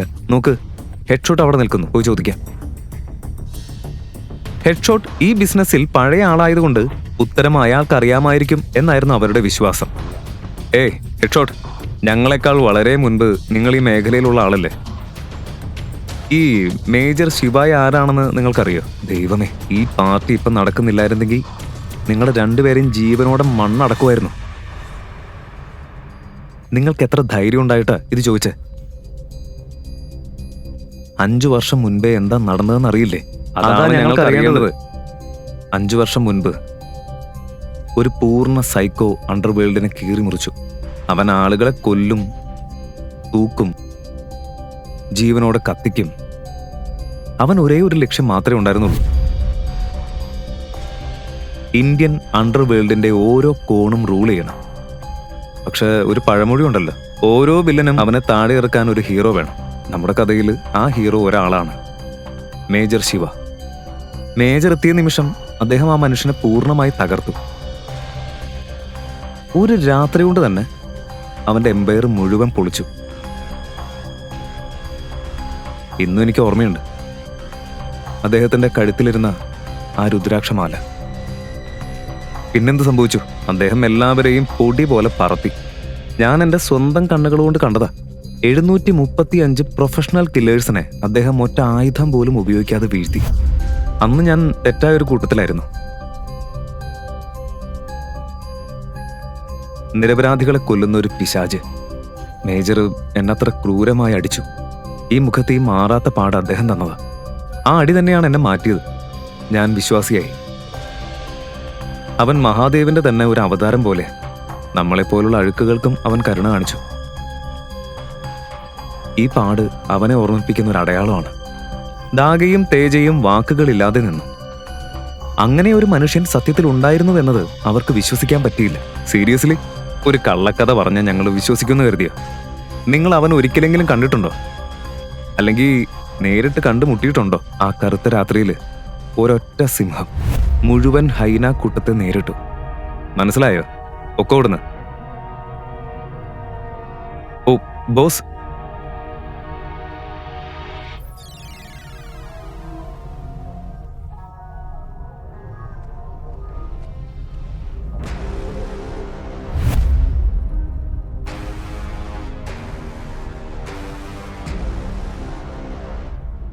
ദേവാണ്, ദിനേഷിന്റെ നെഫ്യൂ. സത്യമായിട്ട് പറയാം യങ് ബോസ്, നിങ്ങളുടെ ശബ്ദം കേൾക്കുമ്പോൾ അങ്കിളിനെ പോലെ തന്നെ തോന്നുന്നു. പറയ്, എന്താ വേണ്ടത്? എനിക്ക് ഒരാളെ തട്ടണം, ഒരു എൻകൗണ്ടർ. സോറി ബോസ്, ഇപ്പോ ഞാൻ കോൺട്രാക്ട്സ് ഒന്നും എടുക്കാറില്ല. 5 ലക്ഷം തന്നാലോ? ഇത് പണത്തിന്റെ കാര്യമല്ല, ടൈമിംഗ് ശരിയല്ല. ഇപ്പൊ ഫോളോ ചെയ്യേണ്ട ചില റൂൾസ് ഉണ്ട്. 10 ലക്ഷം ആക്കിയാലോ? ബോസ് മനസ്സിലാക്കണം, എന്റെ കൈകൾ കെട്ടിയിട്ടിരിക്കുക, എനിക്കൊന്നും ചെയ്യാൻ പറ്റില്ല. 20 ലക്ഷം ഫൈനൽ ഓഫർ. ബോസ്, 20 ലക്ഷം തന്നാ ഞാൻ എന്നെ തന്നെ വെടിവെക്കും. ഫോട്ടോ അയച്ചോളൂ. പേരെന്താ? അവന്റെ പേര് ശിവായ്, ബജാജ് ഫാമിലിയിലെ മരുമകന്. ഫോട്ടോ ഞാൻ ഇപ്പൊ തന്നെ അയക്കാം. Got it boss. മീറ്റിംഗ് റൂമിലെ നിശബ്ദത നീക്കി ദിനേഷ് ആ പെൺകുട്ടിയെക്കുറിച്ച് അവർ കണ്ടെത്തിയ എല്ലാ കാര്യങ്ങളും വിശദീകരിക്കാൻ തുടങ്ങി. സർ, നിങ്ങളുടെ ഇൻസ്ട്രക്ഷൻസ് പ്രകാരം 12 വർഷം മുന്നത്തെ ആ കേസ് ഞങ്ങൾ വീണ്ടും റീഓപ്പൺ ചെയ്തു. ഇൻവെസ്റ്റിഗേഷനിൽ കിട്ടിയത് ഇതാണ്. 35 വർഷം മുൻപ് നന്ദിനിയുടെ അച്ഛൻ കേശവ് ബജാജ് വന്ദന എന്നൊരു പെൺകുട്ടിയെ സ്നേഹിച്ചിരുന്നു. പക്ഷെ അവള് ദരിദ്രയായതിനാൽ കേശവിന്റെ അച്ഛൻ രഘുബീർ ബജാജ് അവനെ രേഖയുമായി ബലമായി കല്യാണം കഴിപ്പിച്ചു. പക്ഷെ കേശവ് വന്ദനയെ കാണുന്നത് ഒരിക്കലും നിർത്തിയില്ല. ഇതുവരെ ഈ ഫാമിലി ഇത് പൂർണ്ണമായി സീക്രട്ടായിട്ട് തന്നെയാണ് സൂക്ഷിച്ചത്. ദേ നോക്ക്, ഇത് ആ 2 പെൺമക്കളുടെയും ബർത്ത് സർട്ടിഫിക്കറ്റ്സ് ആണ്. ഇത് മറ്റേ മകളുടെ ഫോട്ടോ ആണ്. ഒന്നിനു പിന്നാലെ ഒന്നായി ദിനേഷ് തെളിവുകളെല്ലാം പുറത്തെടുത്തു. അന്ധമായ വിശ്വാസവും പ്രണയവും എത്ര അപകടകരമാണെന്ന് ശിവയ്ക്കൊടുവിൽ മനസ്സിലായി. ആ മുത്തച്ഛന്റെ മാനിപ്പുലേഷൻ തന്നെയാണ് ശിവയുടെ ജീവിതം മുഴുവൻ തകർത്തത്.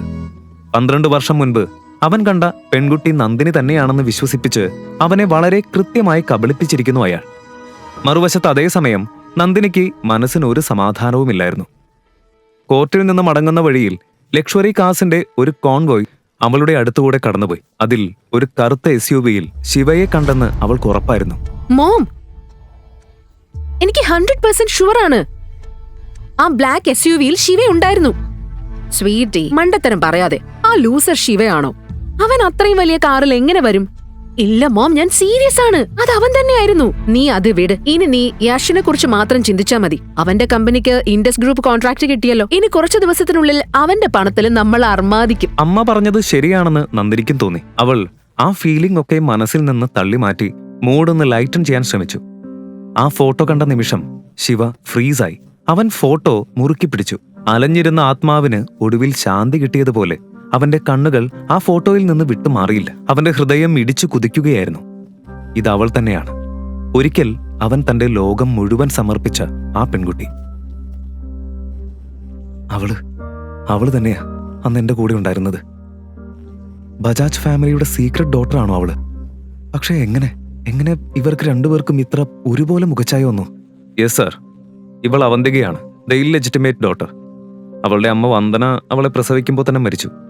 നിങ്ങളുടെ വഴിയിൽ അവൾ ഒരിക്കലും വരാതിരിക്കാൻ നന്ദിനിയുമായി നിങ്ങളുടെ വിവാഹം ഫൈനലൈസ് ചെയ്യുന്നതിന് മുൻപേ തന്നെ അവളുടെ മുത്തച്ഛൻ അവളെ ഒരു ഹോസ്റ്റലിലേക്ക് അയച്ചു.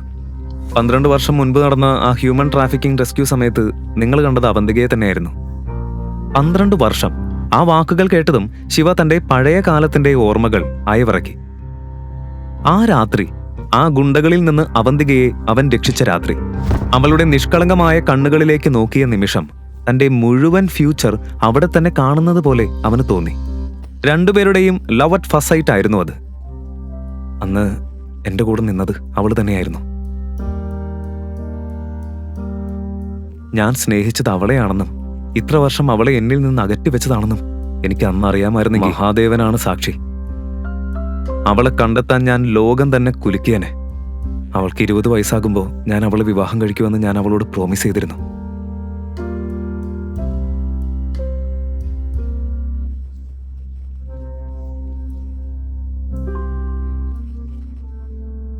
നിനക്ക് 20 വയസ്സാവുമ്പോൾ ഞാൻ തിരിച്ചു വരും. ഞാൻ പ്രോമിസ് ചെയ്യുന്നു. ഞാൻ നിന്നെ കല്യാണം കഴിക്കും. പക്ഷേ എനിക്കെന്റെ വാക്ക് പാലിക്കാൻ പറ്റിയില്ല. ഇന്ന് നീ എന്റെ ജീവൻ രക്ഷിച്ചു. ഇനി മുതൽ മഹാദേവനോട് ഞാൻ ഓരോ ദിവസവും പ്രാർത്ഥിക്കും, എത്രയും വേഗം നിന്നെ എന്റെ അടുത്തേക്ക് തിരിച്ചു കൊണ്ടുവരാൻ. റിയാലിറ്റിയിലേക്ക് തിരിച്ചു വന്ന ശിവ തന്നെ നിയന്ത്രിച്ച് ദിനേശിന്റെ നേരെ തിരിഞ്ഞു. അവന്തിക ഇപ്പൊ എവിടെയാ? സർ, ഞങ്ങൾക്ക് കിട്ടിയ വിവരങ്ങൾ പ്രകാരം ഇന്ന് ആഫ്റ്റർനൂൺ മുതൽ അവൾ മിസ്സിംഗ് ആണ്. കുട്ടിക്കാലത്തുള്ളതുപോലെ തന്നെ അവളെ വീണ്ടും ചെയ്തതാണെന്ന് തോന്നുന്നു. കുറച്ച് നിമിഷങ്ങൾക്കുള്ളിൽ അവളുടെ എക്സാക്ട് ലൊക്കേഷൻ നമുക്ക് കിട്ടും. ആരാണ്? സർ, കോൺട്രാക്ട് സൈൻ ചെയ്യാൻ മിസ്റ്റർ യഷ് ജതാവത്തിനെ വിളിച്ചല്ലോ. അദ്ദേഹം പുറത്ത് വെയിറ്റ് ചെയ്യുന്നുണ്ട്. അവനോട് വെയിറ്റ് ചെയ്യാൻ പറ. ഹലോ, അവന്തികയുടെ കാര്യത്തിൽ എന്തെങ്കിലും ന്യൂസ് ഉണ്ടോ? ഈ സമയത്ത് ശിവ അവന്തികയെ കുറിച്ച് മാത്രമാണ് ചിന്തിച്ചത്. ബജാജ് ഫാമിലി മുഴുവൻ കൃത്യമായി പ്ലാൻ ചെയ്തൊരുക്കിയ ഒരു കോൾഡ് കോൺസ്പിരസി പോലെയായിരുന്നു അവന് തോന്നിയത്. അവന്റെ ഹൃദയം വേഗത്തിൽ ഇടിക്കുകയായിരുന്നു. അവൾക്ക് എന്തെങ്കിലും അപകടം സംഭവിക്കുമോ എന്ന പേടി അവന്റെ മനസ്സിൽ നിന്ന് പോയില്ല. പിന്നെ അവൻ ഭയന്നിരുന്ന ആ മറുപടി തന്നെ വന്നു. എന്താ അവന്തികയ്ക്ക് എന്ത് സംഭവിച്ചു? സർ, കാര്യങ്ങൾ കൈവിട്ടുപോയി. രേഖ അവന്തികയെ തണ്ടർ നൈറ്റ് ക്ലബില് വിക്കി എന്ന ഒരാൾക്ക് 2 കോടി രൂപയ്ക്ക്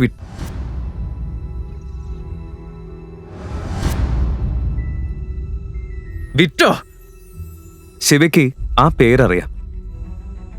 വിക്കി ഏറ്റവും താഴ്ന്നതിൽ താഴ്ന്ന ഒരു മനുഷ്യൻ. പണം കൊണ്ടും പവർ കൊണ്ടും സ്ത്രീകളെ ഒരു വസ്തുവെന്നതുപോലെ വാങ്ങുന്ന തലതെറിച്ചവൻ. ആ സ്ത്രീകളുടെ നിസ്സഹായതയിൽ അവൻ രസിക്കും.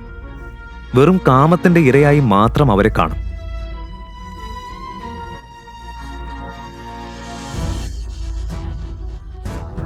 ഇന്ന് വിക്കിക്ക് പുതിയ ടാർഗറ്റ് അവന്തികയായിരുന്നു. പട്ടിണി കിടക്കുന്ന ഒരു നായയെ പോലെ അവൻ അവളെ നോക്കിയിരിക്കുകയായിരുന്നു. അവന്തികയ്ക്ക് അപകടം മനസ്സിലായി. അവിടെ നിന്ന് ഓടിപ്പോകാൻ അവൾ പല വഴികളും തേടി. പക്ഷേ വിക്കി അവളെ വിടാൻ തയ്യാറല്ലായിരുന്നു. അവൾ എന്തെങ്കിലും പറയുന്നതിന് മുൻപേ, നോക്ക്, എനിക്ക് പോലീസും ബുദ്ധിമുട്ടൊന്നും വേണ്ട. ഈ ഡീല് നിന്റെ റെസ്പോൺസിബിലിറ്റിയാ. ഡെലിവറി നീ തന്നെയാണ് ഉറപ്പാക്കേണ്ടത്. മറുവശത്ത് രേഖ പുഞ്ചിരിച്ചു. ഇനി ഈ പെൺകുട്ടിക്ക് പേരില്ല, ഐഡന്റിറ്റി ഇല്ല, ഒന്നുമില്ല. വിക്കി പറഞ്ഞത് കേട്ട് അവന്തിക പേടിച്ചു വിറച്ചു. അവൾ മുഖം തിരിച്ച് വസ്ത്രം ഒന്ന് ശരിയാക്കി അവനിൽ നിന്ന് മാറിയിരിക്കാൻ ശ്രമിച്ചു.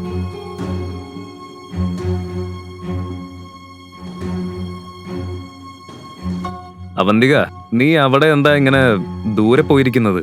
ഇവിടെ വാ, എന്റെ അടുത്ത് വന്നിരിക്കേ. നമുക്ക് ഡീൽ സൈൻ ചെയ്യാം. അവന്തികയുടെ ശരീരത്തിലൂടെ ഒരു തണുപ്പ് ഓടി. വിക്കിയുടെ ഇന്റൻഷൻസ് ഇപ്പോൾ പൂർണ്ണമായി ക്ലിയർ ആയിരുന്നു. അവൾ വീണ്ടും ഒരു അപകടത്തിൽ കുടുങ്ങിയിരുന്നു. പെട്ടെന്ന് അവളുടെ ബാല്യകാല ഓർമ്മകളെല്ലാം കുത്തനെ തിരിച്ചു വന്നു. രേഖ അവളെ അടിച്ചു പീഡിപ്പിച്ചിരുന്ന ദിവസങ്ങൾ, വീട്ടുവേലക്കാരിയെ പോലെ ഉപയോഗിച്ചിരുന്നത്. നന്ദിനേക്കാൾ അവൾ സ്മാർട്ടായതിനാൽ രേഖ അവളെ കോളേജ് പൂർത്തിയാക്കാൻ പോലും അനുവദിച്ചില്ല. നന്ദിനേക്കാൾ അവൾ സുന്ദരിയായിരുന്നു. അതുകൊണ്ട് നന്ദിനിക്കും അവളോട് അസൂയയായിരുന്നു.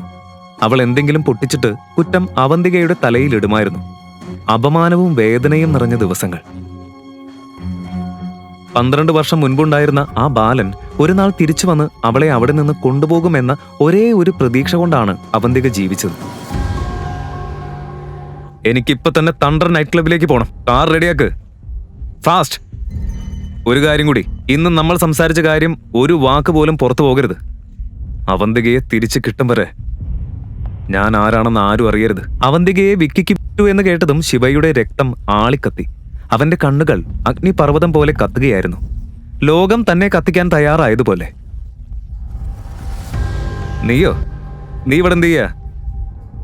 ഓ, let me guess, security guard job അന്വേഷിക്കാണോ? ഇവിടെയുള്ള ഗാർഡ്സ് പോലും വെൽ ക്വാളിഫൈഡ് ആണ്. പക്ഷെ നീ വിഷമിക്കണ്ട, നാളെ എന്റെ ഓഫീസിലേക്ക് വാ. നിന്നെ പ്യൂണായിട്ട് എടുക്കാം. മാസം 5000. ഡീൽ? ഏയ്, നീ എന്നെ ഇങ്ങനെ നോക്കി പേടിപ്പിക്കാമെന്ന് കരുതുന്നുണ്ടോ? ഞാൻ ആരാന്ന് നിനക്കറിയോ? ഇൻഡസ് ഗ്രൂപ്പുമായിട്ട് ഒരു മാസീവ് ഡീൽ സൈൻ ചെയ്യാൻ പോവുകയാണ് ഞാൻ. നമ്മുടെ കമ്പനീസ് കൊളാബറേറ്റ് ചെയ്യുന്ന നിമിഷം ഞാനൊരു മൾട്ടി മില്യണയർ ആവും. ഇങ്ങനെ. പക്ഷെ നീയോ? നീ എന്നും ഒരു സാധാരണക്കാരനായിരിക്കും. ലൂസർ. പിന്നെ അവളുടെ പേരെന്തായിരുന്നു? നന്ദിനി. അവള് പോലും നിന്നെ ഒഴിവാക്കിയെന്നാണല്ലോ കേട്ടത്. നിന്റെ കച്ചറ സംസാരം കേൾക്കാൻ എനിക്ക് സമയമില്ല. മാറി നിൽക്ക്. ഡാ കാലതീനി, എന്നെ ഇഗ്നോർ ചെയ്യാണോ നീ? കോൺട്രാക്ട് സൈൻ ആയാ മതി, നിന്നെ നിന്റെ യഥാർത്ഥ സ്ഥലത്ത് ചേരിയിൽ ഞാൻ എത്തിക്കും.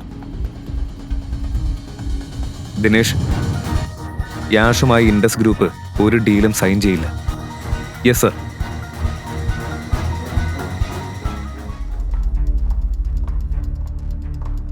എക്സ്ക്യൂസ് മീ, മിസ്റ്റർ ദിനേഷ് ഇപ്പോൾ ഫ്രീ ആണോ?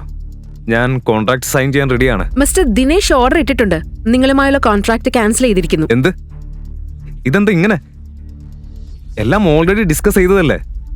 എന്റെ എല്ലാം ഞാൻ ഇതിൽ ഇൻവെസ്റ്റ് ചെയ്തിട്ടുണ്ട്. ഈ ഡീല് പോയാൽ ഞാൻ തകരും, ഞാൻ റോഡിലാകും. സോറി സർ, എനിക്കൊന്നും ചെയ്യാൻ പറ്റില്ല. ഇത് മാനേജ്മെന്റിന്റെ ഡിസിഷനാണ്. നമ്മുടെ ഓർഗനൈസേഷനിലുള്ള ഒരു വളരെ പവർഫുൾ ആയ വ്യക്തിയെ നിങ്ങൾ ഒഫൻഡ് ചെയ്തിട്ടുണ്ട്. അദ്ദേഹമാണ് ഡീൽ ചെയ്തത്. ഇപ്പോ പ്ലീസ് ഇമ്മീഡിയറ്റ്ലി ഇവിടെ നിന്ന് പോകൂ, അല്ലെങ്കിൽ സെക്യൂരിറ്റി നിങ്ങളെ പുറത്തേക്ക് എസ്കോർട്ട് ചെയ്യും. Get out.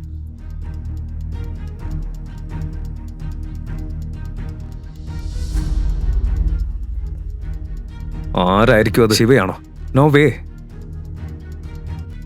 അവൻ നന്ദിനിയുടെ എക്സ് അല്ലേ? അവൻ അങ്ങനെ ഹോൾഡ് ഉണ്ടാവില്ലല്ലോ. യാഷിന്റെ തല കറങ്ങി. കഴിഞ്ഞ 2 ദിവസത്തിനുള്ളിൽ അവൻ പവർഫുള്ളായ ആരെയെങ്കിലും ക്രോസ് ചെയ്തിട്ടുണ്ടോ എന്നോർത്തു. ഇല്ല, ശിവയൊഴികെ ആരുമില്ല. തല പൊട്ടി ആലോചിച്ചിട്ടും അവനൊന്നും മനസ്സിലായില്ല. അതേസമയം ശിവായി പാർക്കിംഗ് ലോട്ടിലെത്തി. ഫുൾ സ്പീഡിൽ കാർ എടുത്ത് പറന്നു. ഒരു സെക്കൻഡ് പോലും ഡിലേ ആയാൽ അവന്തികയുടെ ജീവൻ പോയേക്കാം എന്ന് അവൻ അറിയാമായിരുന്നു. Relax mister Dev, don't. ഇന്ന് തന്നെ ആ ആളെ ഗെയിമിൽ നിന്ന് ഞാൻ പുറത്താക്കും. നീ ആ പറഞ്ഞത് കേട്ടാ മതി. ഇനിയെങ്കിലും എനിക്കൊന്ന് ഉറങ്ങാൻ പറ്റും. ഓക്കെ.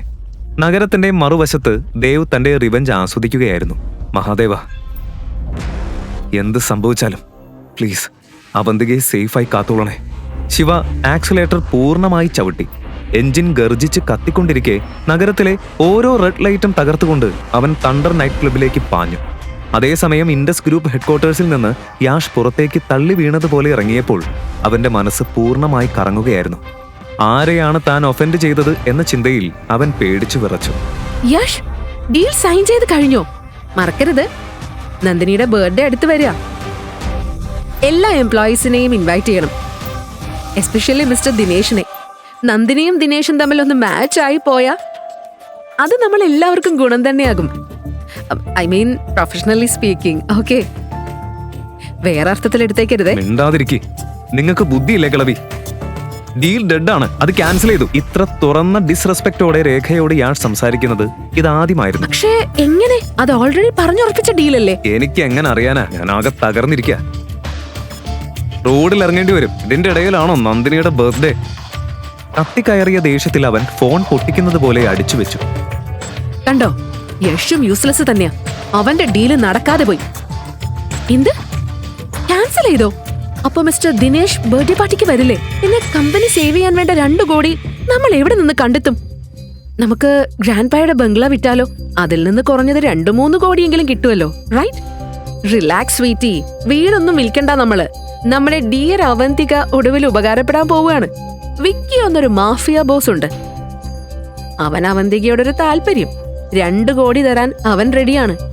50 ലക്ഷം അഡ്വാൻസ് ആയിട്ട് അവൻ ഓൾറെഡി ട്രാൻസ്ഫർ ചെയ്തിട്ടുണ്ട്. ബാക്കി നാളെ വരും. പിന്നെ നീ ഇനി യഷിനെ കുറിച്ച് ചിന്തിക്കണ്ട. അവനില്ലെങ്കിൽ മറ്റൊരാൾ. അടുത്ത തവണ ഞാൻ നിനക്ക് ഇൻഡോറിലെ ഏറ്റവും റിച്ച് ബാച്ചുലറിനെ തന്നെ കണ്ടെത്തിത്തരും. ഇന്റർനാഷണൽ കോർപ്പറേഷൻസിലുള്ളവൻ, ലോകം മുഴുവൻ തല ഉയർത്തി നിൽക്കുന്ന ആളെ. അത് കേട്ട് നന്ദിനിയുടെ മുഖം തെളിഞ്ഞു. രേഖ പറയുന്ന ആ മനുഷ്യൻ ശിവ തന്നെയാണെന്ന് അവൾക്കൊരു ധാരണ പോലും ഇല്ലായിരുന്നു. അവൾ ബെഗർ എന്ന് വിളിച്ച് തള്ളിപ്പറഞ്ഞ അതേ ശിവ. രേഖ പൂർണ്ണ സന്തോഷത്തിലായിരുന്നു. പോക്കറ്റിൽ 50 ലക്ഷം വന്നിരിക്കുന്നു. അവന്തികയെ പെർമനന്റലി ഒഴിവാക്കാനും പോകുന്നു. ആദ്യ ദിവസം മുതൽ തന്നെ അവൾ അവന്തികയെ വെറുത്തിരുന്നു. ഭർത്താവിന്റെ അഫയറിന്റെ ജീവനുള്ള തെളിവ് പോലെ.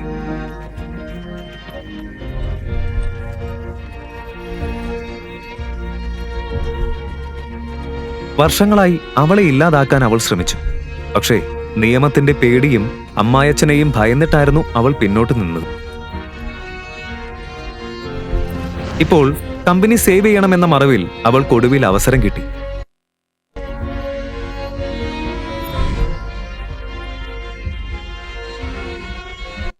പന്ത്രണ്ട് വർഷം മുൻപും അവൾ ഇതുപോലെ ഗുണ്ടകൾക്ക് അവന്തികയെ, പക്ഷേ ഭാഗ്യം കൊണ്ട് അവന്തിക രക്ഷപ്പെട്ടു. ഈ തവണ രേഖയ്ക്ക് ഉറപ്പായിരുന്നു അവളുടെ പ്ലാൻ വിജയിക്കുമെന്ന്. പക്ഷേ ഇനി മുന്നിൽ എന്താണ്?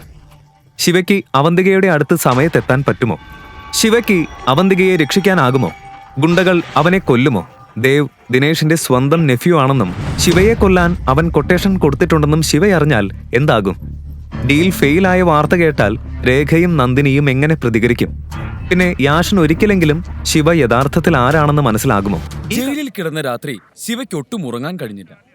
പലവിധ ചിന്തകൾ അവന്റെ മനസ്സിനെ അസ്വസ്ഥമാക്കി. സമയം ഒരു യുഗം പോലെ ഇഴഞ്ഞു നീങ്ങി. നന്ദിനി പറഞ്ഞ ഓരോ വാക്കും അവന്റെ ഹൃദയത്തിൽ തറച്ച കത്തിമുന പോലെ വേദനിപ്പിച്ചു. നന്ദിനിയുടെ സ്വഭാവം ഇത്രയും തരം താഴ്ന്നതാകുമെന്ന് ശിവ കരുതിയിരുന്നില്ല. സത്യസന്ധമായ സ്നേഹത്തിന്റെ അവസാനം ഇത്ര മോശമായിരിക്കുമെന്ന് ഞാൻ ഒരിക്കലും വിചാരിച്ചില്ല. കഴിഞ്ഞ കാലം മുഴുവൻ അവൾക്ക് വേണ്ടി ഒരു അടിമയെ പോലെ ഞാൻ കഴിഞ്ഞു. അവളുടെ സന്തോഷത്തിന് വേണ്ടി എന്റെ ആഗ്രഹങ്ങളും സ്വപ്നങ്ങളും ഉപേക്ഷിച്ചു. എന്നിട്ടും അവളുടെ മനസ്സലിഞ്ഞില്ല.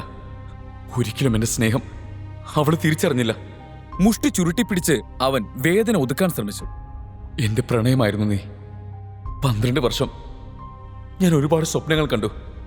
നമ്മൾ ഒരുമിച്ചുള്ള ജീവിതം, നമ്മുടെ സന്തോഷം, എല്ലാം. എന്നിട്ടും എന്തിനു നന്ദിനി? എന്തിനാണ് എന്നോട് ചെയ്തത്? നീ എന്റെ യഥാർത്ഥ പ്രണയമായിരുന്നെങ്കിൽ നിനക്കൊരിക്കലും ഇങ്ങനെ പെരുമാറാൻ കഴിയില്ലായിരുന്നു നന്ദിനി. അവന്റെ കണ്ണുകൾ നിറഞ്ഞൊഴുകി. മഹാദേവ, എന്തൊരു പരീക്ഷണോ അത്! ശിവ മുഷ്ടി പതിയെ തുറന്നു. ജീവിതത്തിലെ എല്ലാ പ്രതീക്ഷകളും കയ്യിൽ നിന്ന് വഴുതി പോകുന്നത് പോലെ അവന് തോന്നി. അവന്റെ മുഖത്ത് വേദനയുടെ ആഴമേറിയൊരു നിഴൽ പതിഞ്ഞു.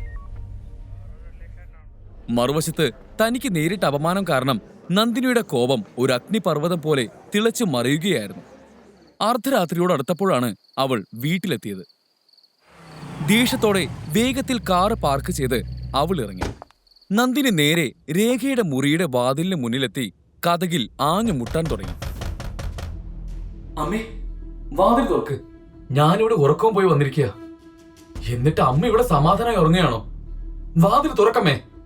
നന്ദിനിയുടെ ശബ്ദം കേട്ട് രേഖ പരിഭ്രാന്തിയായി എഴുന്നേറ്റു. ഉടൻ തന്നെ വാതിൽ തുറന്നു. ഉറക്കത്തിൽ നിന്നുണർന്നതിലുള്ള അസ്വസ്ഥതയും ഭയവും അവരുടെ മുഖത്ത് ഒരുപോലെ നിഴലിച്ചിരുന്നു. എന്തു പറ്റി മോളെ? ഈ രാത്രിയിൽ എന്തിനാ അലർന്നത്? അല്ല, നീ പാർട്ടിക്ക് പോയതല്ലേ? ആരെങ്കിലും ക്യാഷ് ഒന്ന് സഹായിച്ചോ? രേഖ ആകാംക്ഷയോടെ ചോദിച്ചു.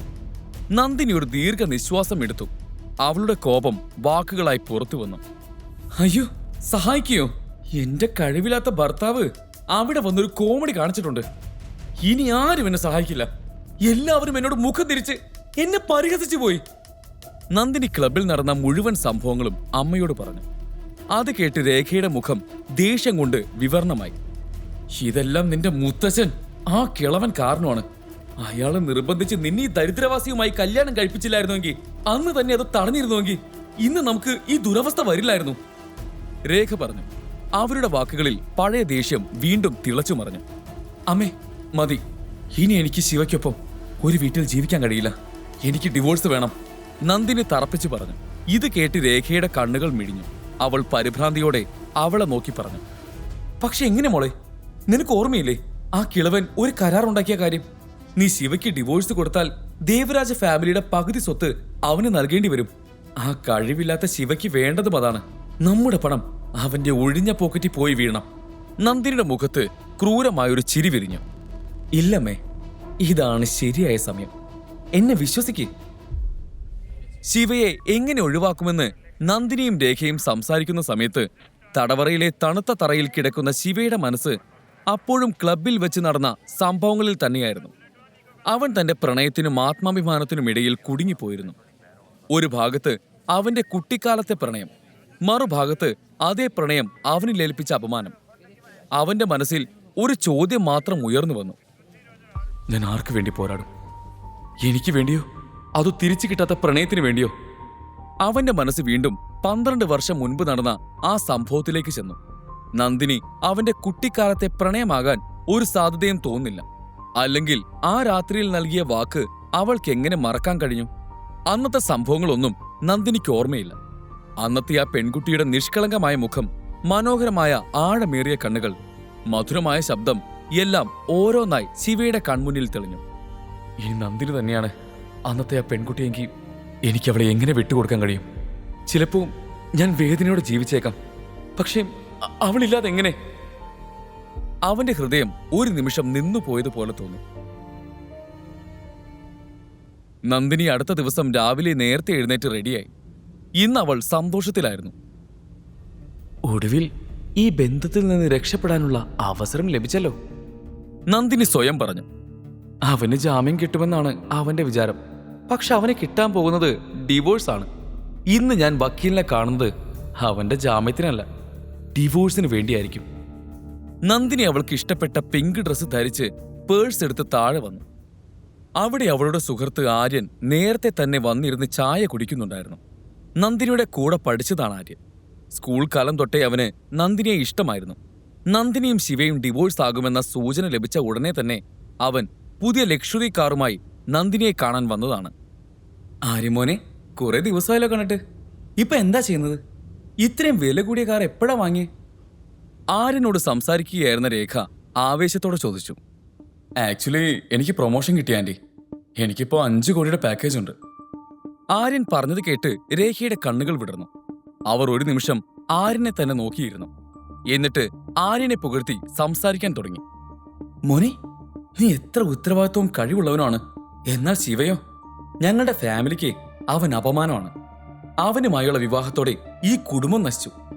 ഞാൻ നിന്നോടൊരു സത്യം പറയാലോ, ഇന്ന് വരെ നന്ദിനിയും ശിവയും ഒരു ബെഡിൽ ഒരുമിച്ച് ഉറങ്ങിയിട്ടില്ല. രേഖ പറഞ്ഞത് കേട്ട് ആര്യൻ സന്തോഷിച്ചു. അതേസമയം കിരൺ റീയൂണിയൻ പാർട്ടിയിൽ വെച്ച് താൻ നേരിട്ട അപമാനത്തിന് പ്രതികാരം ചെയ്യാൻ വേണ്ടി പോലീസ് സ്റ്റേഷനിലേക്ക് വിളിച്ചു. ഇൻസ്പെക്ടർക്ക് കൈക്കൂലി നൽകി ശിവയ്ക്ക് മേൽ 3-ാം മുറ പ്രയോഗിക്കാൻ പറഞ്ഞു. തെറ്റായ ആൾക്കാരുമായാണ് ശിവ മഹേശ്വരി നീ ഏറ്റുമുട്ടിയത്. അവന്റെ ഷർട്ടും പാന്റും അഴിച്ച് അവനെ തല കീഴായി തൂക്ക്. അവന്റെ ദേഷ്യം ഞാനത് തീർത്തു കൊടുക്കാം. ഇൻസ്പെക്ടർ ക്രൂരമായ ചിരിയോടെ അടുത്ത് നിന്നിരുന്ന 2 കോൺസ്റ്റബിൾമാരോട് പറഞ്ഞു. ഒരു കടുത്ത ശിവഭക്തനായിരുന്നു ശിവ. ജീവിതത്തിന്റെ ഏത് പ്രതിസന്ധി ഘട്ടത്തിലും അവൻ മഹാദേവനെ വിളിച്ച് പ്രാർത്ഥിക്കുമായിരുന്നു. സ്റ്റേഷനകത്തെ ഭീകരമായ അന്തരീക്ഷത്തിലും അവൻ കണ്ണുകളടച്ച് ഓം നമശിവായ എന്ന് ജപിക്കുകയായിരുന്നു. അപ്പോഴാണ് ആ 2 കോൺസ്റ്റബിൾമാർ ശിവയുടെ അടുത്തേക്ക് വന്നത്. അവർ ശിവയുടെ കൈകൾ പിടിച്ചു. മഹാദേവൻ എന്തുകൊണ്ടാണ് സംഹാരകൻ എന്ന് വിളിക്കുന്നതെന്ന് നിങ്ങൾക്കറിയാമോ? അധർമ്മം അതിന്റെ അതിരുകൾ ലംഘിക്കുമ്പോൾ അവന്റെ താണ്ഡവം എല്ലാം ഇല്ലാതാക്കി ഒരു പുതിയ തുടക്കം നൽകുന്നു. ഇനി ലോകം മുഴുവൻ ശിവയുടെ താണ്ഡവം കാണും. ശിവ ഉറച്ച ശബ്ദത്തിൽ പറഞ്ഞു. അവർ ശിവയെ പിടിച്ചതിലായിരുന്നില്ല, മറിച്ച് ആ ജപം തടസ്സപ്പെടുത്തിയതിലായിരുന്നു അവന് ദേഷ്യം. അവന്റെ ശരീരത്തിലെ ഓരോ അണുവും ദേഷ്യം കൊണ്ട് വിറച്ചു. ഒരു കോൺസ്റ്റബിളിന്റെ കോടലിൽ പിടിച്ചുകൊണ്ട് അവൻ ഒരു മൃഗത്തെ പോലെ അലറി. ശംഭോ മഹാദേവ! അത് പറഞ്ഞ് ഉടൻ തന്നെ അവൻ ആ 2 പോലീസുകാരെയും എടുത്തുയർത്തി നിലത്തേക്ക് ശക്തിയായി വലിച്ചെറിഞ്ഞു. പേടിച്ചു പോയ അവർ എഴുന്നേറ്റ് അവിടെ നിന്ന് ഓടാൻ തുടങ്ങി. ഇത് കണ്ട ഇൻസ്പെക്ടർ ഞെട്ടിപ്പോയി. അയാൾ 10 കോൺസ്റ്റബിൾമാരെ കൂട്ടി അങ്ങോട്ട് വന്നു. അവരുടെ കൈകളിൽ ലാത്തികളുണ്ടായിരുന്നു. അവർ ശിവയെ വളഞ്ഞു നിന്ന് ലാത്തി കൊണ്ട് അടിക്കാൻ തുടങ്ങി. അടികൊണ്ട് അവന്റെ ശക്തമായ ശരീരം ദുർബലമായിക്കൊണ്ടിരുന്നു. കൈകളും കാലുകളും കൂട്ടിക്കെട്ടി അവനെ തല കീഴായി കെട്ടിത്തൂക്കി. അവന്റെ കരുത്തുറ്റ ശരീരം ഇപ്പോൾ ഒരു നിർജീവമായ മൃഗത്തെ പോലെ തൂങ്ങിക്കിടന്നു. ബൾബിന്റെ മങ്ങിയ വെളിച്ചത്തിൽ ശിവയുടെ ശരീരത്തിൽ നിന്ന് രക്തം വെള്ളം പോലെ ഇറ്റു വീഴുകയായിരുന്നു. മുന്നിൽ ഇൻസ്പെക്ടർ തന്റെ ബെൽറ്റുമായി അവനെ അടിക്കാൻ തയ്യാറായി നിന്നു. ഇവനെ ഡ്രസ് അഴിക്കേ, ഇൻസ്പെക്ടർ പറഞ്ഞു. 2 കോൺസ്റ്റബിൾമാർ അവന്റെ ശരീരത്തിൽ ബാക്കിയുള്ള വസ്ത്രങ്ങൾ കൂടി അഴിക്കാൻ വേണ്ടി മുന്നോട്ട് വന്നു.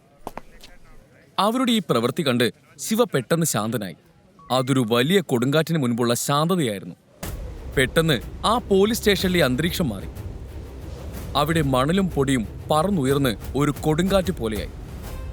ആ കാറ്റിൽ കാഴ്ചകൾ മങ്ങി ആർക്കും ഒന്നും കാണാൻ കഴിയാതെയായി. ദൂരെ നിന്ന് ഒരു ഹെലികോപ്റ്ററിന്റെ ശബ്ദം മാത്രം വ്യക്തമായി കേൾക്കാമായിരുന്നു. ശിവ തന്റെ കണ്ണുകൾ തുറന്ന് ചുറ്റും എന്താണ് സംഭവിക്കുന്നതെന്ന് മനസ്സിലാക്കാൻ ശ്രമിച്ചു. ഇൻസ്പെക്ടറും അവിടെ ഉണ്ടായിരുന്ന മുഴുവൻ പോലീസുകാരും ഇങ്ങനൊരു കാഴ്ച കണ്ട് ഞെട്ടിപ്പോയി. എല്ലാവരുടെയും മനസ്സിൽ ഒരേ ഒരു ചോദ്യമേ ഉണ്ടായിരുന്നുള്ളൂ. ഇവിടെ എന്താ നടക്കുന്നത്? അടുത്തുള്ള ആളുകൾ പോലും തങ്ങളുടെ ജോലികളെല്ലാം ഉപേക്ഷിച്ച് ഭയന്ന് പോലീസ് സ്റ്റേഷനിലേക്ക് ഓടി. അപ്പോഴാണ് ആരും പ്രതീക്ഷിക്കാതെ ഒരു വലിയ ഹെലികോപ്റ്റർ പോലീസ് സ്റ്റേഷന്റെ സമീപത്തെത്തിയത്. അതിൽ നിന്ന് 10 കമാൻഡോകൾ കയറിൽ പിടിച്ച് സ്റ്റേഷന്റെ മുന്നിലിറങ്ങി. അതേസമയം മറുവശത്ത് 10 SUV കാറുകൾ സ്റ്റേഷന്റെ മുന്നിൽ വന്നു നിന്നു. ഈ കാറുകളുടെ അകത്തുനിന്ന് കമാൻഡോകൾ ഒന്നിനു പുറകെ ഒന്നായി പുറത്തിറങ്ങി. മികച്ച പരിശീലനം ലഭിച്ചവരായിരുന്നു ആ കമാൻഡോകൾ. യൂണിഫോം ധരിച്ച് അത്യാധുനിക ആയുധങ്ങളും ഏന്തിയാണ് അവർ നിന്നിരുന്നത്. അവരെല്ലാം 4 ചുറ്റും നിന്ന് പോലീസ് സ്റ്റേഷൻ വളഞ്ഞു. അവരിൽ നിന്നൊരു സംഘം സ്റ്റേഷന്റെ അകത്തേക്ക് ചെന്നു. ശിവയെ ആ അവസ്ഥയിൽ കണ്ടപ്പോൾ അവർ ഞെട്ടിപ്പോയി. അടികൊണ്ട് തൂങ്ങിക്കിടക്കുന്ന ശിവയെ കണ്ട് അവർക്ക് സഹിക്കാൻ കഴിഞ്ഞില്ല. കമാൻഡോകളിൽ ഒരാളായ ക്യാപ്റ്റൻ സിദ്ധാർത്ഥ് പരിഭ്രാന്തിയോടെ പോലീസുകാരോട് പറഞ്ഞു, നിങ്ങൾ എന്താണ് ചെയ്തത്? നിങ്ങൾക്ക് ഭ്രാന്താണോ? മണ്ടന്മാരെ, അദ്ദേഹത്തെ താഴെയിറക്ക്. ഇൻസ്പെക്ടറും ദേഷ്യത്തോടെ ചോദിച്ചു, ആദ്യം എന്തിനാണ് ഈ ഡ്രാമ എന്ന് നിങ്ങൾ പറയും. ഷോ കാണിച്ച് ഞങ്ങളെ പേടിപ്പിക്കാൻ നോക്കുകയാണോ? ക്യാപ്റ്റൻ സിദ്ധാർത്ഥിന് ഇൻസ്പെക്ടറുടെ അഹങ്കാരം നിറഞ്ഞ വാക്കുകൾ സഹിക്കാൻ കഴിഞ്ഞില്ല. അയാൾ ഉടൻ തന്നെ ഇൻസ്പെക്ടറുടെ മുഖത്ത് ഒരടി കൊടുത്തു. ശിവമഹേശ്വരി ആരാണെന്ന് നിങ്ങൾക്കറിയാമോ? 3 വർഷം മുമ്പ് ഈ നഗരത്തെ രക്ഷിച്ച രക്ഷകനാണ് അദ്ദേഹം. ഒറ്റയടിക്ക് 735 പേരെ കൊന്ന യോദ്ധാവ്, ഇന്ത്യയുടെ ഏറ്റവും വലിയ രഹസ്യ ഏജൻസിയുടെ തലവൻ മേജർ ശിവ. പിന്നെ ഒരു മുന്നറിയിപ്പ് പോലെ അയാൾ പറഞ്ഞു, പിന്നെ കേട്ടോളൂ ഇൻസ്പെക്ടർ, ഈ കാര്യം നിങ്ങൾ മാത്രം അറിഞ്ഞാൽ മതി. മേജർ ശിവയുടെ പേര് കേട്ടപ്പോൾ ഇൻസ്പെക്ടർക്ക് പകൽ സമയത്ത് നക്ഷത്രങ്ങളെ കണ്ടതുപോലെ തോന്നി. അയാൾക്ക് സ്വന്തം കണ്ണുകളെ വിശ്വസിക്കാൻ കഴിഞ്ഞില്ല. ഇത്രയും വലിയൊരു ഉദ്യോഗസ്ഥനെ അയാൾ കഴിഞ്ഞ ഒരു രാത്രി മുഴുവൻ തടവിൽ വെച്ചിരിക്കുകയായിരുന്നു. ശിവയുടെ ഈ അവസ്ഥയ്ക്ക് ഉത്തരവാദി താനാണെന്ന് ഓർത്തപ്പോൾ ഇനി തന്റെ യൂണിഫോം ഊരേണ്ടി വരുമെന്ന ഭയം അയാളെ പിടികൂടി. അയാൾ ഒന്നും നോക്കാതെ ശിവയുടെ അടുത്തേക്ക് ഓടിച്ചെന്നു. വേഗം തടവറയുടെ താക്കോലെടുത്ത് പൂട്ട് തുറന്നു. ശിവയുടെ കൈകളിലെയും കാലുകളിലെയും കെട്ടുകൾ അഴിച്ചു. ഒരു ഗ്ലാസ് വെള്ളം കൊടുത്ത് അവനെ ബഹുമാനത്തോടെ പുറത്തേക്ക് കൊണ്ടുവന്ന് ഒരു കസേരയിലിരുത്തി. ശിവയുടെ വസ്ത്രങ്ങൾ കീറിയിരുന്നു. തല മുതൽ കാൽ വരെ അവൻ രക്തത്തിൽ കുളിച്ചിരുന്നു. ക്യാപ്റ്റൻ സിദ്ധാർത്ഥ് ഉടൻ തന്നെ പുതിയ വസ്ത്രങ്ങൾ കൊണ്ടുവന്ന് അവനെ ധരിപ്പിച്ചു. അതോടൊപ്പം ആദ്യത്തെ 2 കോൺസ്റ്റബിൾമാർ പേടിച്ച് വിറച്ച് അവന്റെ ശരീരത്തിൽ നിന്ന് രക്തം തുടച്ചു മാറ്റാൻ തുടങ്ങി. ആ കമാൻഡോകൾ ശിവയെ 3 വർഷത്തിന് ശേഷം ഇന്ന് ആദ്യമായി കാണുകയായിരുന്നു. എല്ലാവരുടെയും കണ്ണുകളിൽ ബഹുമാനവും ആദരവും നിറഞ്ഞിരുന്നു. അവർ അഭിമാനത്തോടെ ശിവയ്ക്ക് സല്യൂട്ട് നൽകി. ഇത് കണ്ട് ശിവയും എങ്ങനെയൊക്കെയോ എഴുന്നേറ്റ് നിന്ന് തിരികെ സല്യൂട്ട് നൽകി. ക്യാപ്റ്റൻ സിദ്ധാർത്ഥ് ശിവയുടെ മുന്നിൽ ബഹുമാനത്തോടെ നിന്നു. സർ, നിങ്ങൾ ഞങ്ങൾ എവിടെയെല്ലാം തിരഞ്ഞു. നിങ്ങൾ ഇവിടെ ഉണ്ടായിരുന്നു. നിങ്ങൾ ഈ അവസ്ഥയിലാണെന്ന് ഞങ്ങൾ ഇന്നലെ അറിഞ്ഞത്. അതുകൊണ്ടാണ് ഞാൻ മുഴുവൻ ബറ്റാലിയനുമായി നിങ്ങളെ കൊണ്ടുപോകാൻ വന്നത്. സോറി സാർ, ഞാൻ വൈകിപ്പോയി. സിദ്ധാർത്ഥ് ശിവയെ നോക്കി പറഞ്ഞു. ഇല്ല ക്യാപ്റ്റൻ, നിങ്ങൾ കൃത്യസമയത്താണ് എത്തിയത്. വരൂ, നമുക്കിവിടെ നിന്ന് പോകാം.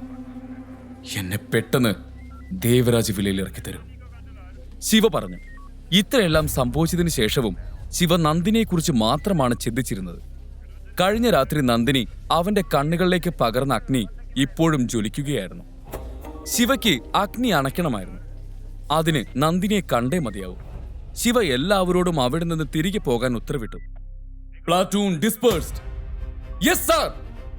ഈ ശബ്ദത്തിന്റെ മുഴക്കം കൊണ്ട് ആ പോലീസ് സ്റ്റേഷൻ വിറച്ചു. അവിടെയുണ്ടായിരുന്ന ഉദ്യോഗസ്ഥർക്ക് ശിവയ്ക്ക് സല്യൂട്ട് നൽകാതിരിക്കാൻ കഴിഞ്ഞില്ല. ശിവ പോലീസ് സ്റ്റേഷനിൽ നിന്നിറങ്ങി വേഗം കാറിൽ കയറി. എല്ലാ കമാൻഡോകളും അവന്റെ പിന്നാലെ ഓടി കാറുകളിൽ കയറി. ശിവയുടെ ഉത്തരവ് ലഭിച്ച ഉടനെ എല്ലാ കാറുകളും ഒന്നിനു പുറകെ ഒന്നായി ദേവരാജ് വില്ലയിലേക്ക് പുറപ്പെട്ടു. റോഡിൽ വാഹനങ്ങളുടെ നീണ്ട നിര കണ്ടപ്പോൾ ആളുകൾ അത്ഭുതത്തോടെ നോക്കി. ശിവയുടെ അടുത്ത സീറ്റിൽ ഇരുന്ന ക്യാപ്റ്റൻ സിദ്ധാർത്ഥ് അവനോട് ചോദിച്ചു, മേജർ, നിങ്ങൾ എന്തിനാണ് ഒരു രാത്രി മുഴുവൻ സ്റ്റേഷനിൽ കഴിഞ്ഞത്? നിങ്ങൾ ഞങ്ങളെ വിളിക്കാഞ്ഞെന്നാണ്. നിങ്ങൾക്കറിയാലോ, നിങ്ങളുടെ ഒരു ഫോൺ കോളിന് വേണ്ടി ഞങ്ങൾ എപ്പോഴും റെഡിയാണ്. സിദ്ധാർത്ഥ്, ഒരു രാത്രി ഞാൻ അവിടെ കഴിഞ്ഞില്ലെങ്കിൽ എനിക്ക് സെൽഫ് റെസ്പെക്റ്റ് പഠിക്കാൻ സാധിക്കുമായിരുന്നില്ല. ഇനിയെല്ലാം ശരിയാവും. ഞാൻ ഏറ്റവും കൂടുതൽ ഓർക്കുന്ന രാത്രിയായിരിക്കും ഇത്. അത് പറയുമ്പോഴും ശിവയുടെ ഹൃദയം ഇപ്പോൾ പൊട്ടിത്തെറിക്കും പോലെ ശക്തിയായി മിടിക്കുന്നുണ്ടായിരുന്നു. ശിവ കാറിന്റെ വിൻഡോയിലൂടെ പുറത്തേക്ക് നോക്കി. അവന് നന്ദിനിയിൽ യാതൊരു പ്രതീക്ഷയുമില്ലായിരുന്നു. എന്നാൽ അവളുടെ വെറുപ്പ് നിറഞ്ഞ വാക്കുകളും ആത്മാഭിമാനം പോലും മറന്നുള്ള പെരുമാറ്റവും ഓർത്തപ്പോൾ പോലും ശിവയുടെ ഉള്ളിൽ ഒരു വിറയൽ വന്നു. ക്യാപ്റ്റൻ സിദ്ധാർത്ഥ് വീണ്ടും സംസാരിച്ചു. മേജർ, എനിക്ക് നിങ്ങളോട് ചില കാര്യങ്ങൾ പറയാനുണ്ട്. 5 വർഷം മുമ്പ് ജമ്മു കാശ്മീരിൽ നിയമവിരുദ്ധമായ കാര്യങ്ങളെക്കുറിച്ച് ചില വ്യവസ്ഥകളിൽ നമ്മളൊരു ഒത്തുതീർപ്പുണ്ടാക്കിയ കാര്യം നിങ്ങൾക്ക് ഓർമ്മയുണ്ടാവും. പക്ഷേ ഇപ്പോൾ ഞങ്ങൾക്കത് പൂർത്തിയാക്കാൻ കഴിയുന്നില്ല. അവിടുത്തെ നിയമവിരുദ്ധ സംഘടന ഉടമ്പടി ലംഘിച്ചിരിക്കുകയാണ്. അവർ എപ്പോൾ വേണമെങ്കിലും ഞങ്ങളെ ആക്രമിച്ചേക്കാം. ഞങ്ങൾക്ക് നിങ്ങളെ തിരികെ ആവശ്യമുണ്ട് മേജർ. നിങ്ങൾക്ക് തിരികെ വരേണ്ടി വരും. ഞാനതെല്ലാം 3 വർഷം മുമ്പ് ഉപേക്ഷിച്ചതാണ് സിദ്ധാർത്ഥ്. ഇപ്പോൾ ഞാനൊരു സാധാരണക്കാരനാണ്. ആ വാഹനവ്യൂഹം ദേവരാജ വില്ല ലക്ഷ്യമാക്കി പാഞ്ഞു. താഴെ 10 കറുത്ത SUVകളും മുകളിൽ 2 ഹെലികോപ്റ്ററുകളും. ഒരു രാജാവിന്റെ വാഹനവ്യൂഹം ദേവരാജ വില്ലയിലേക്ക് പുറപ്പെട്ടതുപോലെ തോന്നിപ്പിച്ചു ആ യാത്ര. വില്ലയിൽ നന്ദിനിയും ആര്യനും അഡ്വക്കേറ്റിനെ കാണാനായി പുറപ്പെടാൻ തുടങ്ങുകയായിരുന്നു. അപ്പോഴാണ് അവളുടെ വീടിന് മുന്നിൽ ആ SUV കാറുകൾ വന്നു നിന്നത്. മുന്നിൽ നിന്ന കാറിന്റെ ഡോർ തുറന്നു. കാറിൽ നിന്ന് ശിവ ഇറങ്ങുന്നത് കണ്ട് നന്ദിനിയും ആര്യനും അമ്പരന്നു പോയി. അവർക്ക് സ്വന്തം കണ്ണുകളെ വിശ്വസിക്കാൻ കഴിഞ്ഞില്ല. ദേവരാജ് വില്ലയ്ക്ക് മുമ്പിൽ ശിവ ഇറങ്ങിയതിനു ശേഷം ആ വാഹനവ്യൂഹം അവരുടെ ലക്ഷ്യസ്ഥാനത്തേക്ക് നീങ്ങി. കാറുകൾ അവിടെ നിന്ന് നീങ്ങുന്നത് നന്ദിനി അത്ഭുതത്തോടെ നോക്കി. ഈ സമയം ശിവയുടെ കണ്ണുകളിൽ അഗ്നി എരിയുകയായിരുന്നു. അവൻ വേഗം നന്ദിനിയുടെ അടുത്തേക്ക് വന്നു. നന്ദിനി, സത്യമായിട്ട് നിനക്ക് 12 വർഷം മുമ്പ് നടന്ന കാര്യങ്ങൾ ഓർമ്മയില്ലേ? നന്ദിനി ശിവയെ ഉറ്റുനോക്കി. അവൾക്ക് എന്തെങ്കിലും പറയാൻ കഴിയുന്നതിന് മുൻപ് ശിവ വീണ്ടും ചോദിച്ചു, ആ കിഡ്നാപ്പിംഗ്, നിന്റെ ബർത്ത്ഡേ, ഒന്നും നിനക്ക് ഓർമ്മയില്ലേ? മറുപടി പറയാതെ നന്ദിനി ശിവയെ തന്നെ നോക്കി നിന്നു. ഇങ്ങനെ കണ്ടപ്പോൾ നന്ദിനി ഞെട്ടിപ്പോയിരുന്നു. നിനക്ക് ഭ്രാന്തായോ? നീ എങ്ങനെയാണ് പുറത്തിറങ്ങിയത്? ആരാ നിനക്ക് ജാമ്യം തന്നത്? നന്ദിനി ദേഷ്യത്തോടെ ചോദിച്ചു. എന്തോ? എങ്ങനെ? എനിക്കിതിനെക്കുറിച്ച് നിന്നോട് സംസാരിക്കാൻ താല്പര്യമില്ല. ജീവിതത്തിൽ നിന്ന് വളരെ വലിയൊരു പാഠം ഞാൻ പഠിച്ചു. ഇന്നലെ നീ എന്നോട് മോശമായി പെരുമാറിയില്ലായിരുന്നുവെങ്കിൽ ഞാൻ സെൽഫ് റെസ്പെക്ട് എന്താണെന്ന് പഠിക്കില്ലായിരുന്നു. എന്നെക്കുറിച്ച് ഒരിക്കലും ചിന്തിക്കില്ലായിരുന്നു. നീ എന്ത് നോൺസെൻസ് ആണ് ഈ പറയുന്നത്? നിനക്ക് എന്തെങ്കിലും സംഭവിച്ചിട്ടുണ്ടെങ്കിൽ അതെല്ലാം നിന്റെ തെറ്റുകൊണ്ടാണ്. നിന്നെ ജാമ്യത്തിലിറക്കി ഒരു ഉപകാരം ചെയ്തേക്കാമെന്ന് ഞാൻ കരുതിയിരുന്നു. പക്ഷേ നന്ദിനി എന്തെങ്കിലും പറയുന്നതിന് മുൻപ് ശിവ അവളുടെ സംസാരം തടസ്സപ്പെടുത്തി. അവൻ വളരെ ഉറച്ച ശബ്ദത്തിൽ പറഞ്ഞു, എനിക്ക് ഡിവോഴ്സ് വേണം നന്ദിനി. ഞാൻ സ്നേഹിച്ച ആൾ നീയല്ല. വിവാഹമോചനത്തിന്റെ കാര്യം കേട്ട് നന്ദിനിയും ആര്യനും ഒരുപോലെ ഞെട്ടി. ശിവയ്ക്ക് നന്ദിനിയിൽ നിന്ന് ഡിവോഴ്സ് വേണമായിരുന്നു. നന്ദിനിയുടെ അഹങ്കാരത്തിന് വല്ലാതെ മുറിവേറ്റു. അവൾ ദേഷ്യത്തോടെ ചോദിച്ചു, ഓഹോ ശിവ, നീ എന്താ പറഞ്ഞത്? നീ എനിക്ക് ഡിവോഴ്സ് തരുമെന്നോ? നിനക്ക് അതിനൊക്കെ പറ്റുമോ?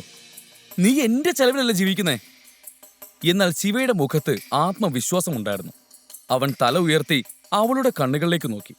ആ നോട്ടം നന്ദിനിയുടെ ഉള്ളിൽ ഒരു തീ പോലെ തറച്ചു. അപ്പോഴും നന്ദിനിക്കൊരു കാര്യം മാത്രം മനസ്സിലായില്ല. അല്ല, നീ സ്റ്റേഷനിലായിരുന്നില്ലേ? പിന്നെ ആരാ നിനക്ക് ജാമ്യം തന്നത്? നന്ദിനി സംശയത്തോടെ വീണ്ടും ചോദിച്ചു. വലിയ ഏതോ ആളുകളാണ് ഇവൻ ഇവിടെ കൊണ്ടുവന്നിറക്കിയത്. ഇവൻ അവരുടെ കാലിൽ വീണിട്ടുണ്ടാവും. അങ്ങനെ ജാമ്യം കിട്ടിക്കാണും. ശിവയെ കളിയാക്കിക്കൊണ്ട് ആര്യൻ പറഞ്ഞു, സോറി, ഇത്രയും കാലം ഞാൻ അതാണ് ചെയ്തുകൊണ്ടിരുന്നത്. പക്ഷേ ഇനിയും എനിക്കതിന് കഴിയില്ല. എന്റെ ആത്മാഭിമാനമാണ് എനിക്ക് വലുത്. ശിവ നന്ദിനിയുടെ കണ്ണുകളിൽ നോക്കി ഉറച്ച ശബ്ദത്തിൽ പറഞ്ഞു. ശിവ തന്റെ ആത്മാഭിമാനത്തിന് വേണ്ടി ഇനി ലോകത്തോട് യുദ്ധം ചെയ്യുമോ? നന്ദിനിയോടുള്ള ശിവയുടെ സ്നേഹം വിവാഹമോചനത്തിൽ അവസാനിക്കുമോ? ശിവ ആരാണ്? അവന്റെ രഹസ്യം എന്താണ്? ജയിലിൽ നിന്ന് തിരിച്ചെത്തിയ ശിവയുടെ ഭാവം ഇന്ന് പതിവിൽ നിന്നും വ്യത്യസ്തമായിരുന്നു. പതിവ് പോലെ എല്ലാം ക്ഷമിച്ച് അവൻ മിണ്ടാതെ നിന്നില്ല. കാലങ്ങളോളം അടക്കിപ്പിടിച്ച ശിവയുടെ നീരസം മറയില്ലാതെ പുറത്തേക്ക് വന്നു. നന്ദിനി കോപം കൊണ്ട് പൊട്ടിത്തെറിച്ചു. ഇതൊക്കെ എന്നോട് പറയാൻ നീ ആരാണ്? നിന്റെ വില എന്താണെന്ന് ഈ നാട്ടുകാർക്ക് മുഴുവൻ അറിയാം. നീ എന്നെ മാന്യത പഠിപ്പിക്കാൻ വന്നിരിക്കുന്നു. ഇത്ര കാലം എല്ലാം സഹിച്ചും പുറത്തു നിന്നു. ഇനിയും നന്ദിനിയുടെ ഈ സംസാരം കേട്ട് മിണ്ടാതിരിക്കാൻ ശിവ ഒരുക്കമായിരുന്നില്ല. സങ്കടത്തോടെ അവൻ നന്ദിനിയോട് പറഞ്ഞു, അതെ, ഇത്ര നാളും ഞാൻ എന്റെ അഭിമാനം പണയം വെച്ചു. സകല അപമാനവും സഹിച്ചു നിന്നു. നിന്റെ മുന്നിൽ, ഈ കുടുംബത്തിന് മുന്നിൽ, എന്തിന് ഈ നാട്ടുകാർക്ക് മുന്നിൽ പോലും നിന്റെ കുത്തുവാക്കുകൾ കേട്ട് ഞാൻ തല താഴ്ത്തി നിന്നു. ഒരു വാക്ക് പോലും ഞാൻ മറുത്തു പറഞ്ഞില്ല. ഒരു നോക്കുകൊണ്ട് പോലും നിന്നെ ഞാൻ വേദനിപ്പിച്ചില്ല. എന്നും ഞാൻ നിന്നെ സ്നേഹിക്കാൻ മാത്രമേ നോക്കിയിട്ടുള്ളൂ നന്ദിനി. പക്ഷേ നിനക്കൊരിക്കലും എന്റെ സ്നേഹം കാണാൻ കഴിഞ്ഞില്ല. നിന്നോടുള്ള എന്റെ സ്നേഹം പ്രകടിപ്പിക്കാൻ ഞാൻ നടത്തുന്ന ശ്രമങ്ങളൊന്നും നീ മനസ്സിലാക്കിയില്ല. ആളുകളുടെ തെറി കേൾക്കുന്നത് എനിക്കിഷ്ടമാണെന്ന് നിനക്ക് തോന്നുന്നുണ്ടോ? നീ നിന്റെ അമ്മയെ മാത്രമേ അനുസരിച്ചുള്ളൂ. മറ്റുള്ളവർ പറയുന്നത് മാത്രമേ വിശ്വസിച്ചുള്ളൂ. എന്റെ സ്നേഹം നീ അവഗണിച്ചു. മഹാദേവനെ ആണയിട്ട് പറയുക, ഞാൻ എല്ലാം നിർത്തുക. ഇനിയും എനിക്കിങ്ങനെ അപമാനിതനാകാൻ വയ്യ. കണ്ണുകൾ നിറച്ചുകൊണ്ടായിരുന്നു ശിവ ഇത് പറഞ്ഞത്. കഴിഞ്ഞ ഒരു ദിവസം കൊണ്ട് ശിവ അത്രയധികം വേദന സഹിച്ചിരുന്നു. ശരീരത്തിന്റെ വേദനയേക്കാൾ വലുതായിരുന്നു അവന്റെ ഹൃദയവേദന. പക്ഷേ മനുഷ്യത്വം എന്താണെന്ന് അറിഞ്ഞിട്ടില്ലാത്ത ആ ആളുകൾ അവന്റെ ഈ അവസ്ഥയെക്കുറിച്ച് ഒന്നും ചിന്തിച്ചില്ല. നന്ദിനിയുടെ മറുപടി ശിവയുടെ മുറിവിന്റെ ആഴം കൂട്ടുന്ന വിധമായിരുന്നു. എനിക്ക് നിന്റെ സ്നേഹം ആവശ്യമില്ലായിരുന്നു ശിവ. ആദ്യ ദിവസം മുതൽ എനിക്ക് നിന്നോട് വെറുപ്പായിരുന്നു. എന്തു ഗുണമാണാവോ നിന്നിൽ എന്റെ മുത്തശ്ശൻ കണ്ടത്? നീ എന്താ പറഞ്ഞത്? നിന്റെ സ്നേഹം നീ കാണിക്കാൻ ശ്രമിച്ചെന്നോ? അവസാനം നീ എനിക്കൊരു സമ്മാനം തന്നത് ഡ്യൂപ്ലിക്കേറ്റ് മുത്തുകളുള്ള ഒരു മാലയായിരുന്നു. വെറും ഡ്യൂപ്ലിക്കേറ്റ്. എനിക്ക് നിന്നെ ഇനി വേണ്ട, അത്രയേ ഉള്ളൂ. നിന്റെ ജീവിതത്തിൽ നിന്ന് ഞാൻ ഒഴിയ നന്ദിനി. നിനക്കിനിയും ഞാനൊരു ശല്യമാവുന്നില്ല.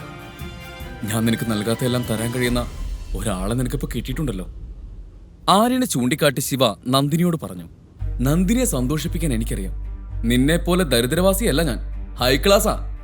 നിന്നെപ്പോലുള്ള ആളുകളോട് ഞാൻ സംസാരിക്കാറ് പോലുമില്ല. അടുത്ത ആഴ്ച നന്ദിനിയുടെ പിറന്നാളാണ്.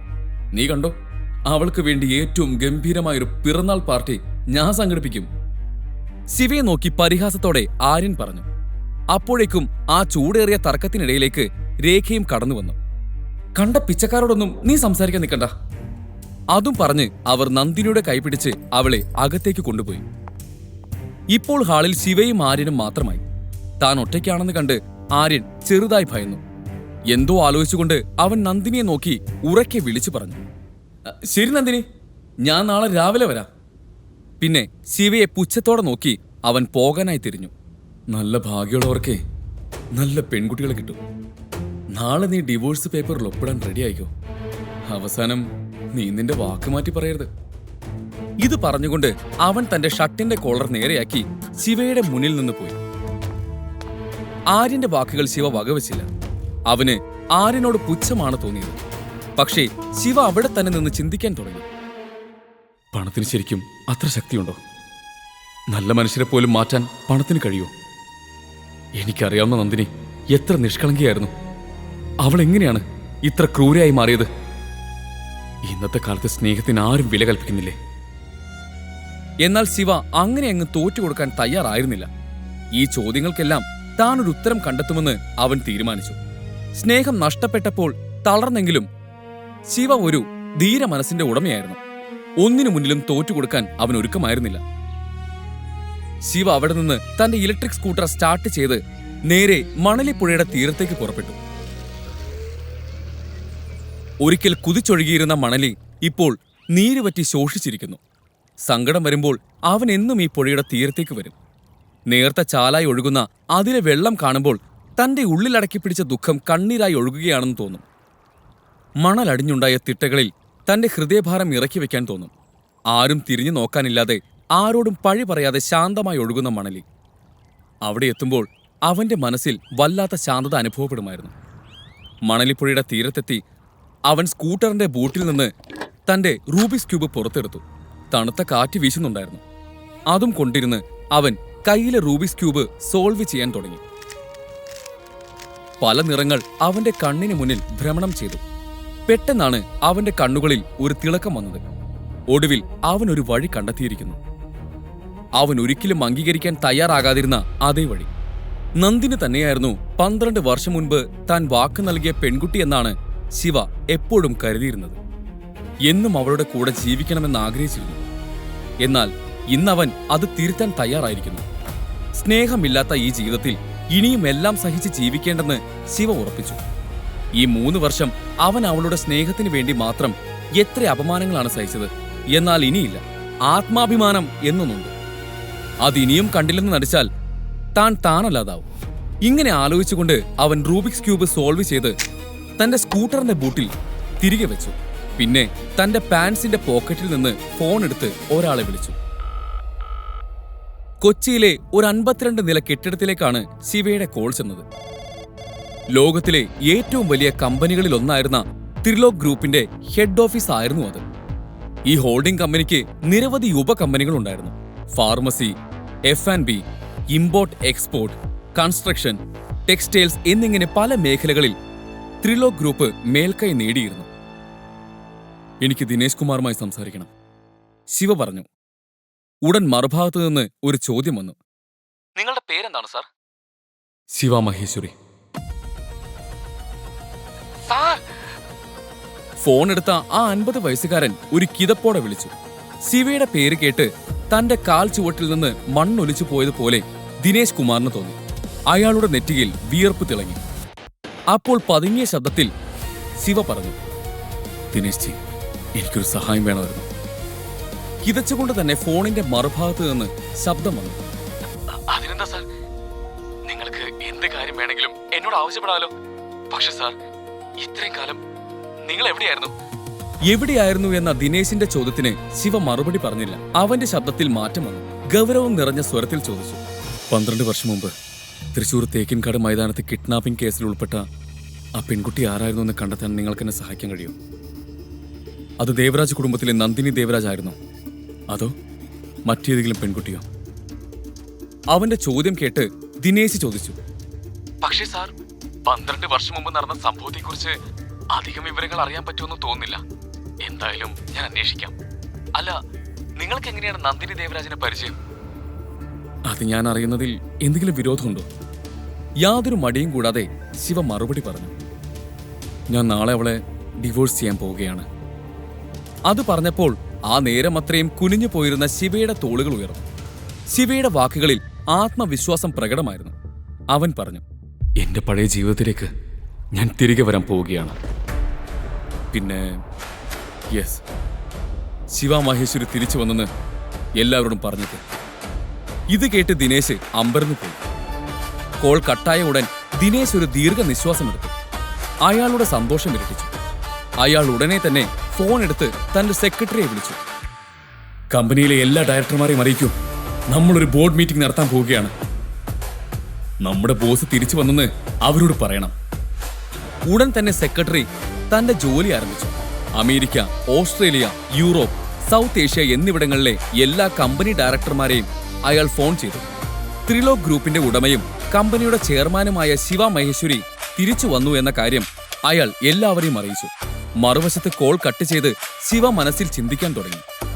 നന്ദിനി, ഞാൻ നിന്നെ ഒരു രാജ്ഞിയെ പോലെ നോക്കുമായിരുന്നു. അതിന് നീ എനിക്ക് പറയാനുള്ളത് കേൾക്കാൻ തയ്യാറായാൽ മാത്രം മതിയായിരുന്നു. മഹാദേവനെ ആണയായിട്ട് ഞാൻ പറയുകയാണ്, എന്താണ് നഷ്ടപ്പെട്ടതെന്ന് നിനക്ക് ഇപ്പോഴും മനസ്സിലായിട്ടില്ല. കളി ഇപ്പോൾ തുടങ്ങിയിട്ടേ ഉള്ളൂ. ഇനി എന്താണ് സംഭവിക്കുന്നതെന്ന് നമുക്ക് കാണാം. ഈ സമയം ലോകത്തിന്റെ എല്ലാ കോണുകളിലുമുള്ള ത്രിലോക് ഗ്രൂപ്പിലെ ആളുകൾക്ക് മെസ്സേജുകൾ വന്നു തുടങ്ങി. ത്രിലോക് ഗ്രൂപ്പിൽ നിന്നുള്ള സന്ദേശമാണിത്. ശിവ മഹേശ്വരി തിരിച്ചു വന്നിരിക്കുന്നു. മെസ്സേജ് കണ്ടവരെല്ലാം വാക്കുകൾക്ക് അതീതമായ ആവേശത്തോടെ തുള്ളിച്ചാടി. ഒരു കാര്യം വ്യക്തമായിരുന്നു, ശിവ എല്ലാവർക്കും പ്രിയപ്പെട്ടവനായിരുന്നു.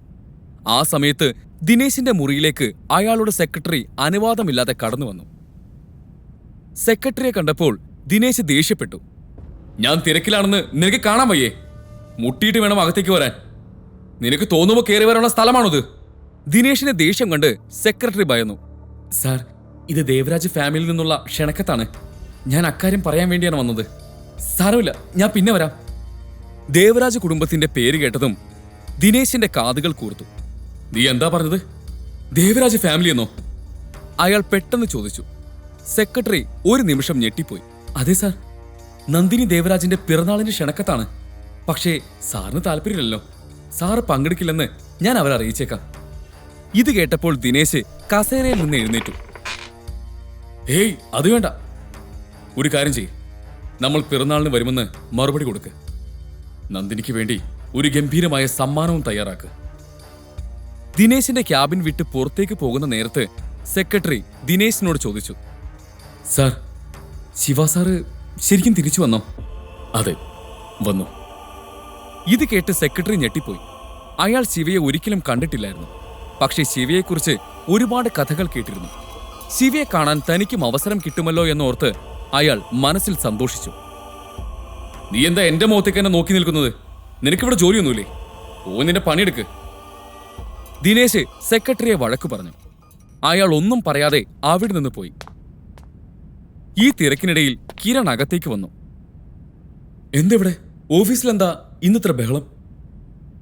നന്ദിനിക്ക് റിയൂണിയൻ പാർട്ടിയിൽ കൂടെ കിടക്കാൻ ഓഫർ നൽകിയ അതേ ചെറുപ്പക്കാരനായിരുന്നു കിരൺ. കിരണിന്റെ അമ്മാവനായിരുന്നു ദിനേശ്. എന്നാൽ ഇക്കാര്യം ശിവയ്ക്ക് അറിയില്ലായിരുന്നു. കിരണിന്റെ തലയിലെ മുറിവ് കണ്ടപ്പോൾ ദിനേശ് അവനോട് ചോദിച്ചു, ഇതെന്താ നിന്റെ തല മുറിഞ്ഞിരിക്കുന്നത്? എന്തുപറ്റി? അമ്മാവൻ ഈ ചോദ്യം ചോദിക്കുമെന്ന് കിരണിന് അറിയാമായിരുന്നു. ഒന്നുമില്ല അങ്കിൾ, ഇന്നലെ രാത്രി റിയൂണിയൻ പാർട്ടിയിൽ ചെറിയൊരു വഴക്കുണ്ടായി. ഇത് കേട്ട് ദിനേശിന്റെ ഭാവം പെട്ടെന്ന് മാറി. എന്താ? ആരേത് ചെയ്തത്? അവന്റെ പേര് പറ.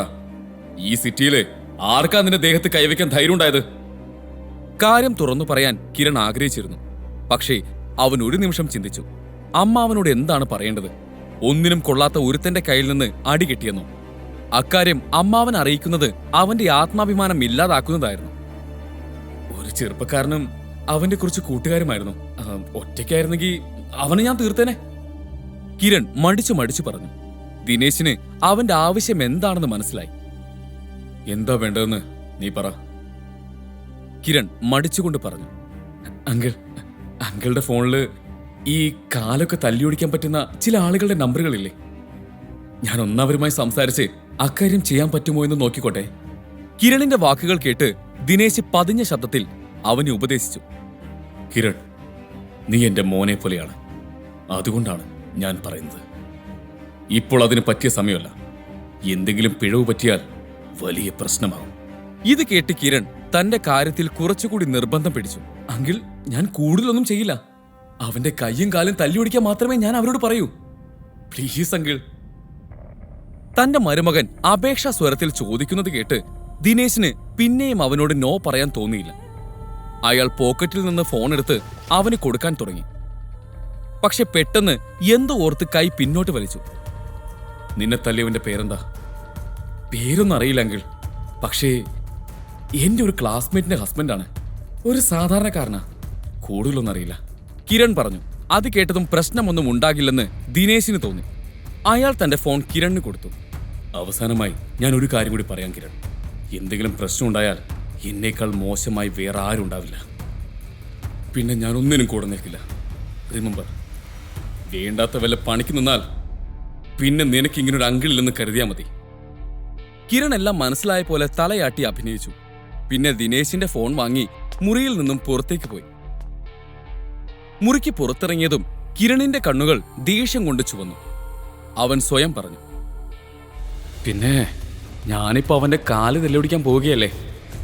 എനിക്ക് അവന്റെ ശവോ വേണ്ടത്.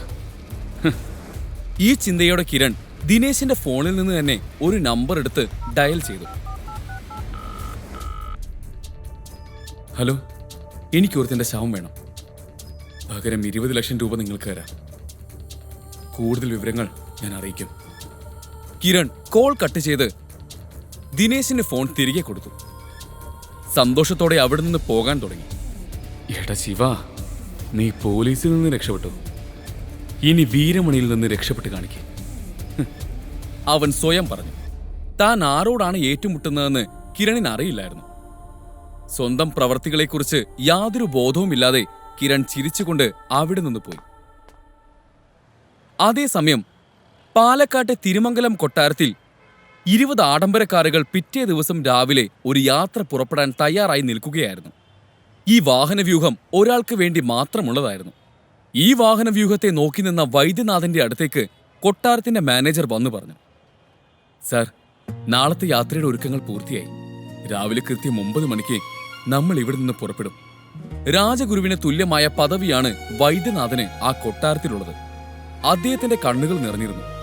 അദ്ദേഹത്തിന്റെ കണ്ണുകളിലെ നീർത്തിളക്കം കണ്ട് മാനേജർ ചോദിച്ചു, സാർ, എന്തുപറ്റി? എന്തെങ്കിലും പ്രശ്നമുണ്ടോ? സാറിന്റെ കണ്ണു നിറഞ്ഞിട്ടുണ്ടല്ലോ. വൈദ്യനാഥൻ കണ്ണുനീർ തുടച്ചുകൊണ്ട് പുഞ്ചിരിച്ചു. പിന്നെ മാനേജറിനോട് പറഞ്ഞു, സങ്കടമൊന്നുമല്ലടോ. ശിവയുടെ കാര്യം അറിഞ്ഞപ്പോ മുതൽ എന്റെ ഈ സന്തോഷ കണ്ണീർ നിൽക്കുന്നില്ല. ഇത്രയും വർഷമായി ഈ നിമിഷത്തിനായി കാത്തിരിക്കുകയായിരുന്നു ഞാൻ. അവനെ കണ്ടിട്ട് 3 വർഷം കഴിഞ്ഞു. ഇനി നാളെ അവനെ വീണ്ടും കാണാൻ എനിക്ക് ഭാഗ്യമുണ്ടാവും. മഹാദേവന്റെ കൃപ. ശിവ സുരക്ഷിതനാണ്. സർ, ഇപ്പൊ വിശ്രമിച്ചോളൂ. നാളത്തെ നീണ്ട യാത്രയുള്ളതല്ലേ? മാനേജർ പറഞ്ഞു. ഇത് കേട്ട് വൈദ്യനാഥൻ സമ്മതം മൂളി വിശ്രമിക്കാനായി അകത്തേക്ക് പോയി. അതേസമയം തൃശൂർ വടക്കേ സ്റ്റാൻഡിന് സമീപത്തെ ഒരു 5 നക്ഷത്ര ഹോട്ടലിൽ ശിവ ചെക്ക് ഇൻ ചെയ്തു. മുറിയിലെത്തി അവൻ കട്ടിലിൽ വെറുതെയിരുന്നു. ഈ സമയം ശിവയുടെ മനസ്സിലൂടെ ഒരുപാട് ചോദ്യങ്ങൾ കടന്നു പോകുന്നുണ്ടായിരുന്നു. 12 വർഷം മുൻപ് താൻ വാക്ക് നൽകിയ അതേ പെൺകുട്ടി തന്നെയാണോ നന്ദിനി? പക്ഷേ നന്ദിനി തന്നെയാണ് ആ പെൺകുട്ടിയെങ്കിൽ എനിക്ക് അവളെ സ്വീകരിക്കാൻ കഴിയുമോ? എന്റെ അഭിമാനത്തിന് യാതൊരു വിലയുമില്ലേ? ഞാൻ ചെയ്യുന്നത് ശരിയോ അതോ തെറ്റോ? ഈ ചോദ്യങ്ങളാൽ അസ്വസ്ഥനായ ശിവ കണ്ണടച്ച് കൈകൾ കൂപ്പി. മഹാദേവ, ഇനി ഞാനെല്ലാം അങ്ങയുടെ തീരുമാനത്തിന് വിടുന്നു. ഞാൻ എന്ത് ചെയ്യണമെന്ന് അങ്ങ് തന്നെ പറഞ്ഞാലും. അല്പം കഴിഞ്ഞ് കണ്ണുകൾ തുറന്ന് അവൻ സ്വയം പറഞ്ഞു, ഞാൻ തീരുമാനിച്ചു കഴിഞ്ഞു.